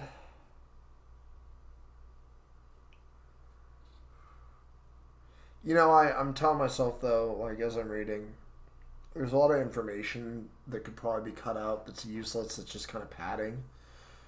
But you guys are going to be stuck with these characters for 3 stories, 3 whole stories. And as I'm writing the sequel, Daydreams and Theogen, I'm realizing how much they've changed. Like changed from a fundamental level.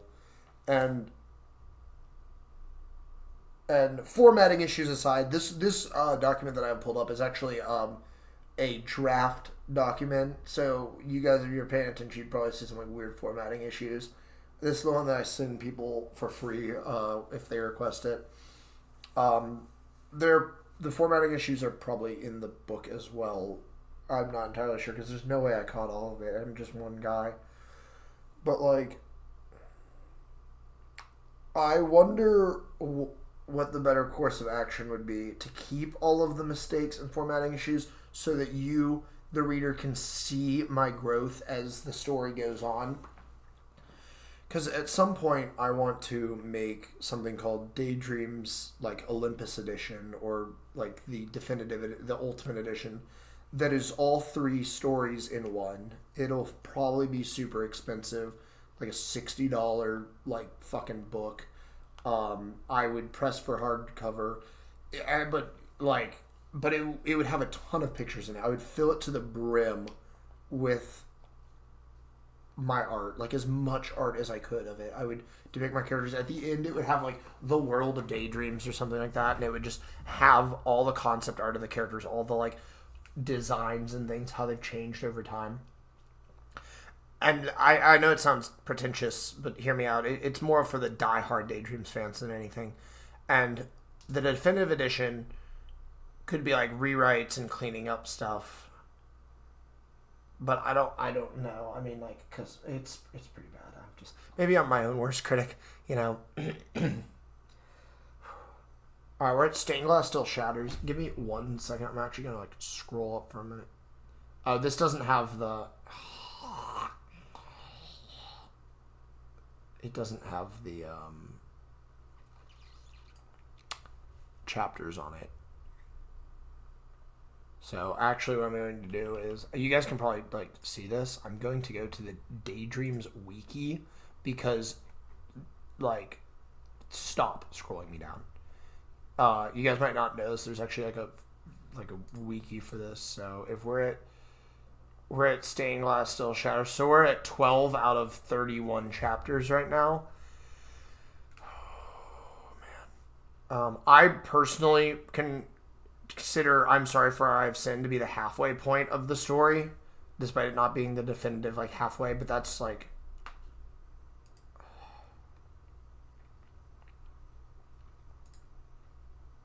okay. I'm gonna try this chapter. Let's go. Sorry about that. This has been another off-script moment. Streamer Jake's coming out. Stained Glass Still Shatters. As I opened the manor door, I was greeted by the all-too-familiar scowl of my friend Megan. Her gray hair seemed somehow flatter in the afternoon light, and her crimson-colored shirt seemed a little too big on her pudgy body. I could tell she had been ringing the doorbell a lot since she made a point to scold me about it. It took me 7 damn rings to get an answer, she stated. You know there's people out there protesting, right? Sorry, I'm a little out of it, I said as I peeked my head out the door. They aren't on the manor grounds, are they? At 9, they're behind the gate, but still. Megan waddled inside without being invited and dropped a backpack onto the floor. How do you get past the protesters? I asked. I walked around the side and climbed the gate. She explained, have you ever tried to climb anything one-handed? 9, because you have both hands. I take it wasn't easy? It fucking sucked. My bag got caught twice, and I think I scraped my knee. Still, your persistence is admirable. You're goddamn right it is. After adjusting her prosthetic arm, she wrapped herself around me for a brief hug. Her head barely came up to my chest, and it felt more like I was being squeezed by a heavy-set teenager than someone 3 years my junior. Glad to see you're doing okay, she commented. I'm really not, if I'm to be honest, I attested. Weird shit's been happening ever since that festival. Weird shit like having staples in your head, weird like wanting someone to spit in your mouth, or weird like washing your hands before jerking off. No. I mean, weird like having a fucking scar on my hands that only we can see. I held my palm up to show her the scar. Seemingly unimpressed, she stared at it for a few moments, looked at my face. Wow, Simon, that's crazy, she said sarcastically. How do you know people can't see it? Jermaine couldn't, I responded confidently. Okay, anyone else? I haven't spoken to many people about it. Or at all. Can Robbie see it? Yeah, in fact, he has something like it on his chest. That's his birthmark, she agreed. It's fucking sexy. He also has one over his... Gross, and 9. It's not a birthmark. I quickly explained how Robert and I read about the brands from the book in the cellar. She initially seemed skeptical of the validity of my story, but after I showed her the cellar stairs and suggested she walk down and grab a book, she quickly trusted me. If I have one and Robert has one, you must have one too, I suggested. You're saying somewhere on my body I have some sort of flesh wound? She asked sternly. Yeah, something like a scar, a mole, a blemish, or maybe a rash, or a missing arm, she interrupted stoically. Maybe. The book wasn't exactly clear on what it could and couldn't be. Simon, if I lost my arm all those years ago, just for it to have been somehow, by some inconceivable metric, related to your family of rats, I'm actually going to kill you, she explained in a blunt tone. I will actually push my thumb into your eyes until they pop like grapes. Then, while you're rolling around on the floor, I'll kick you in the fucking ribs. I paused for a second. I'm starting to think it couldn't have been your arm, I informed her. No fucking shit, she scoffed. Now let me see your hand again. I extended my branded hand and she began examining it. Simon, this scar is old as hell, she stated. Exactly how long did you say you've had it? I told you. I've only had it since after the festival, when I woke up in the hospital, reminded her. Robert returned from the bathroom just before she asked the next question. What exactly happened at the hospital? She asked. You told me you spent the night in prison, Robert added. How'd that go? Come with me to the kitchen, I commanded. We'll sit down and grab some drinks while I explain. After pouring each of us a glass of nice cold water, I took my seat across from the two of them at the counter. I'd never noticed until now, but the wooden bar stools we sat on were slightly shorter than they needed to be for the countertop. I took my time explaining how I met a masked man who told me that another man's life was in my hands. Although I'd never met the man before, apparently now I'm being framed for his murder, and the resentment of my family is causing people to believe it. I began to explain how quickly I was rushed from the hospital to the prison, where the masked man told me I had to prove my compassion for another man, even though he was a nonce. However, as soon as I mentioned the term nonce, Megan stopped me. You had to what? She asked aggressively. What the fuck would you ever, and I mean ever, show compassion for someone like that? Because the masked man said it was a part of my trial, I reminded him. I reminded her. My fucking father was not Simon. I know, Megan, that's why... Before I could finish, Megan screamed over me. How the fuck did you know that? She screamed. Megan, calm down.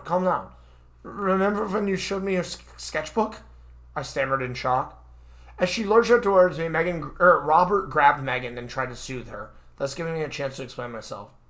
You told me what he did was bad, Megan, I recalled. Your note said if you ever met him again, you'd kill him yourself. Why, Simon? Why would you dig this deep? Do you even know what he did to me? Tears began rolling down Megan's face, causing her dark violet eyeshadow to run. She violently thrashed in Robert's arms. My whole body sank as I felt a wicked chill rush to my spine. To you? I cautiously asked in terror. He's in that prison somewhere, Simon. She sniffled. Please, please tell me it wasn't him. It was.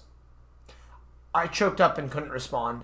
I promised Megan's father that I would tell her he's sorry for what he did, but I never assumed what he did involved her. I made a promise to bring closure to her for him.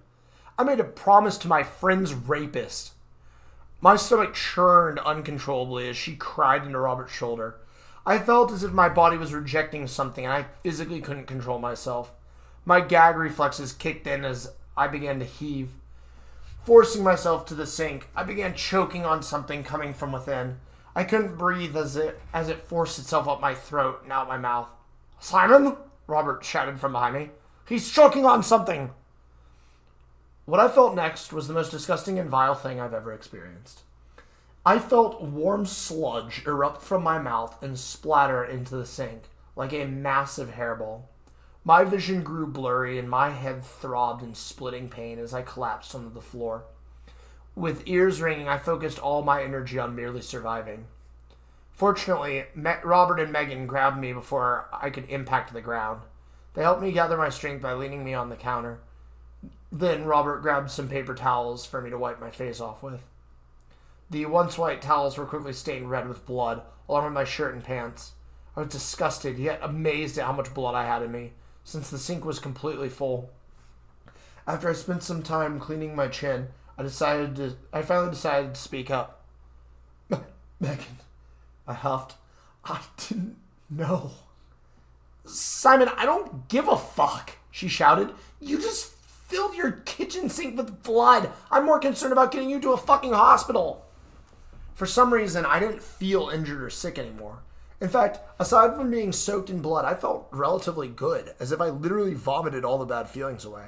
It was as if a burden had been relieved from my body. I'm fine, I reassured her, but I need to tell you something. What could it possibly be at a time like this? She asked as she handed me another paper towel. I looked deep into her green eyes and thought about what I was going to say. Simply hearing that I showed compassion to someone guilty of child molestation threw her into a fit of rage and brought up awful memories. It would absolutely ruin her to know that the man I made a promise with was her father. But after learning that he was responsible for so much of her troubles, I decided that he didn't deserve to have a promise kept for him. The only reason that I was nice to him was because a mysterious masked man told me to. Yet, here's a friend I've had most of my life, standing before me. It wasn't a good thing, but I knew what I had to do. I can't do it, I stated. I knew about your father, and I can't do it because of you. Can't do what? She asked. She wiped her eyeshadow. I can't keep a promise for a nonce. She sniffled a little and looked at the floor. I wasn't entirely sure if she knew what I meant, but somehow I think she got the message. After a few moments, she looked back up. Danke, Simon, she whispered. You're a good friend. Just then Robert yelled in terror to my side. Oh my verdammt Gott! He shouted.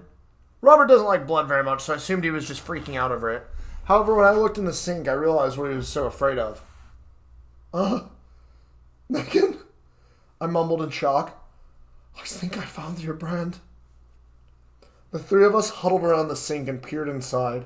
Resting in the middle of the draining pool of blood was a disfigured left hand. All the fingers were dislocated beyond repair, and some of them entirely flattened, as if there was no bone in them. On top of the hand, there was a glowing red scar.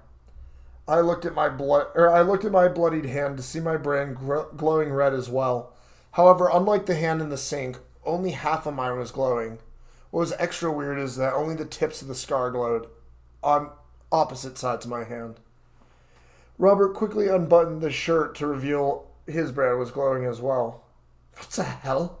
I asked out loud. As if on cue, the glow from Robert's hand and, I assume, Megan's brands melted off their respective surfaces and slithered up my body to mine. The glow reached my hand and filled more of the brand in as if it were a liquid. The hand in the sink and all the blood began to dissolve, including the blood on me. In only a few moments, the kitchen went from a psychopath's butchery of blood and gore back to my normal kitchen. My brand sizzled for a second before the glow faded. Robert's brand returned to normal and he buttoned his shirt back up. We stood there in silence for a few moments before Megan spoke up. "Hey, Simon, from now on, I'll believe anything you tell me," she stated. I didn't reply, but instead shot her an equally terrified look. "That actually happened, right?" Robert asked after a few moments. "Yeah. Do you understand what I mean when I say there's been weird shit happening?" I preached. "I don't even know what the fuck this glowing shit is." Well, think about it. If it came from my brand and Megan's brand, wouldn't it be reasonable to assume Ophelia and Sunny have glowy bits you need to collect? That's actually a really astute observation, Robert. Question is, why did I collect glowing goo from your brands? Dude, you're asking the wrong people. So that sounds like a question from Askey. He was right. Only problem is that the masked man seemingly shows up at random. Then when he is there, he speaks in cryptic riddles instead of giving me straight answers. Guys, I think the masked man only shows up when I'm alone, I informed them. Well, that sucks, because after watching... that sucks, because after watching you mouth birth my fucking hand, I'm not letting you or Robert out of my sight. Megan scoffed as she grabbed a knife from the counter. But he's the only one who knows what to do next. Hell, he's the only one that knows what's happening. Too bad. I refuse to leave you alone. Guess there's no convincing you? Robert put his hand on my shoulder and pulled himself close. "Nine, I'm with her," he chimed in. "Whatever's happening is clearly not something you can handle on your own."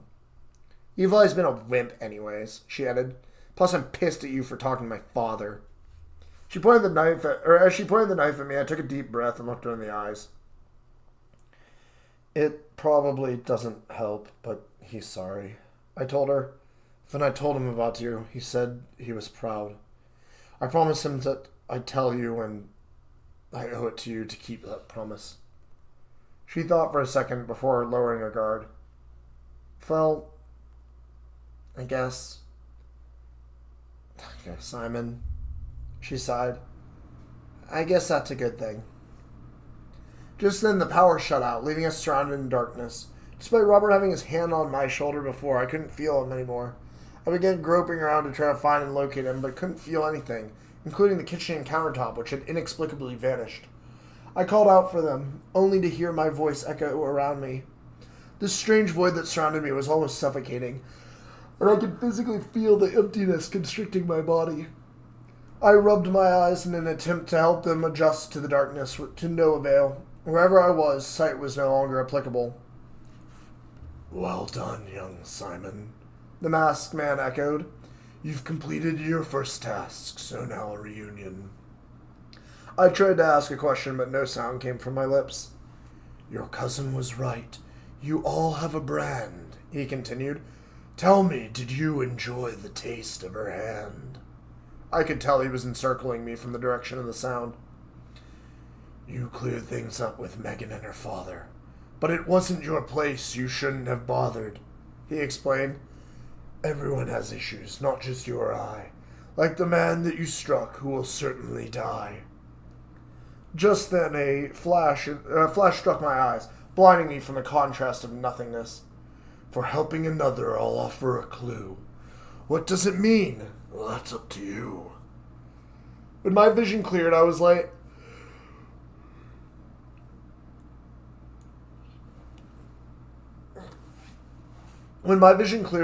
on the ground, holding my phone above my face. The night sky seemed so dark in contrast with the glowing screen, which read 411 on the dialer. Without any thought of my own, I pressed the green call button, the speaker button, then let my arm flop to the side. Once the woman on the other end picked up, I said a single sentence to her. "I would like to report a murder." Then the darkness returned. I waited for a moment, still laying on my back with my arms extended. There was nothing to look at, so I didn't bother moving or looking around. Don't worry about your friends. They're safe with me, the masked man taunted. But you should answer your phone. It's been ringing a while, you see. I rolled my head to the side to see that I was in fact holding my phone. The screen was illuminated with the name Ophelia, followed by a number. Using my thumb, I flipped it open to answer and moved my phone close to my ear. Hello? I asked as I stared blankly into nothingness. Siggy, wake up, Ophelia responded. I am awake.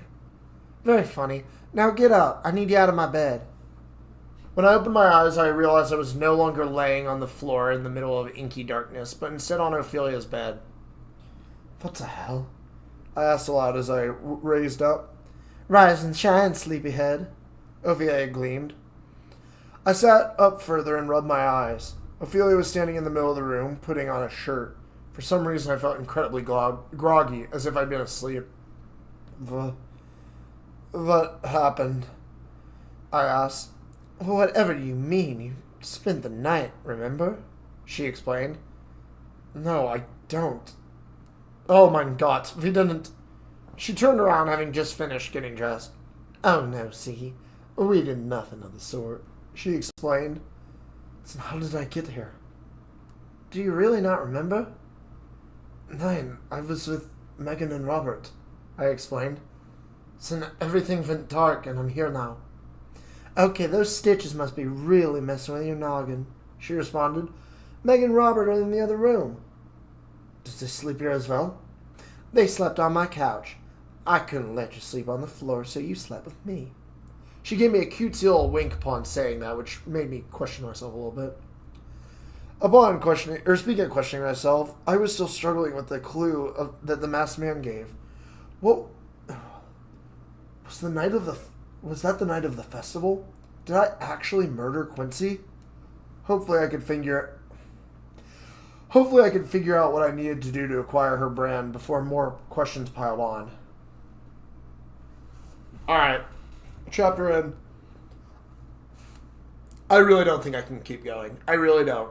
The next chapter, The Fantastical Miss Cowgirl, is another one of my favorite chapters. And I just can't, I'm stumbling over my words. I'm fumbling. I'm crumbling. And I probably sound pretty dumb bullying as well.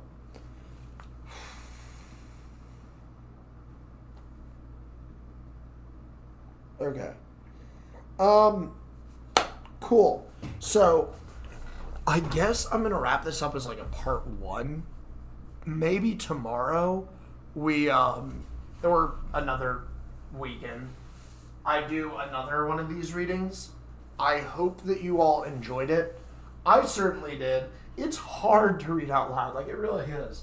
But it's nice reading my older writing. I know that I said in between the chapters that I had issues with my old writing, and yeah, it's kind of but one thing that I'm pleasantly surprised by is that I never felt it was cringe. Does that make sense? Like, I don't understand why sincerity nowadays in like a lot of books and media is seen as cringe, but nothing that I read made me go like, oh God, or anything like that, aside from like formatting and like how I conveyed it sort of deals, but that's fine, you know. I would love to hear what you guys think in the comments section below. Although I know that a lot of you who are probably listening to this have already read Daydreams. I appreciate everybody being here. Thank you very much. This isn't one of my typical streams, so I don't particularly know how to end it off. Part 2 coming whenever it can. I might even do this after work one day this week. So if you can't make it to that, that's fine. It will be recorded. That's really all I've got. Thank you, everybody. I hope that you enjoyed Daydreams, and hopefully this was... If you haven't read Daydreams and you're listening to this, why wait on me? Go ahead and read it. I assure you it'll be better when you read it than me reading it. Because you won't have to deal with my stupid accents and stuff. I like giving them accents. It's fun. They don't sound the way that they sound in my head, but like, it's fun. Thank you, everybody, for tuning in. I'm going to click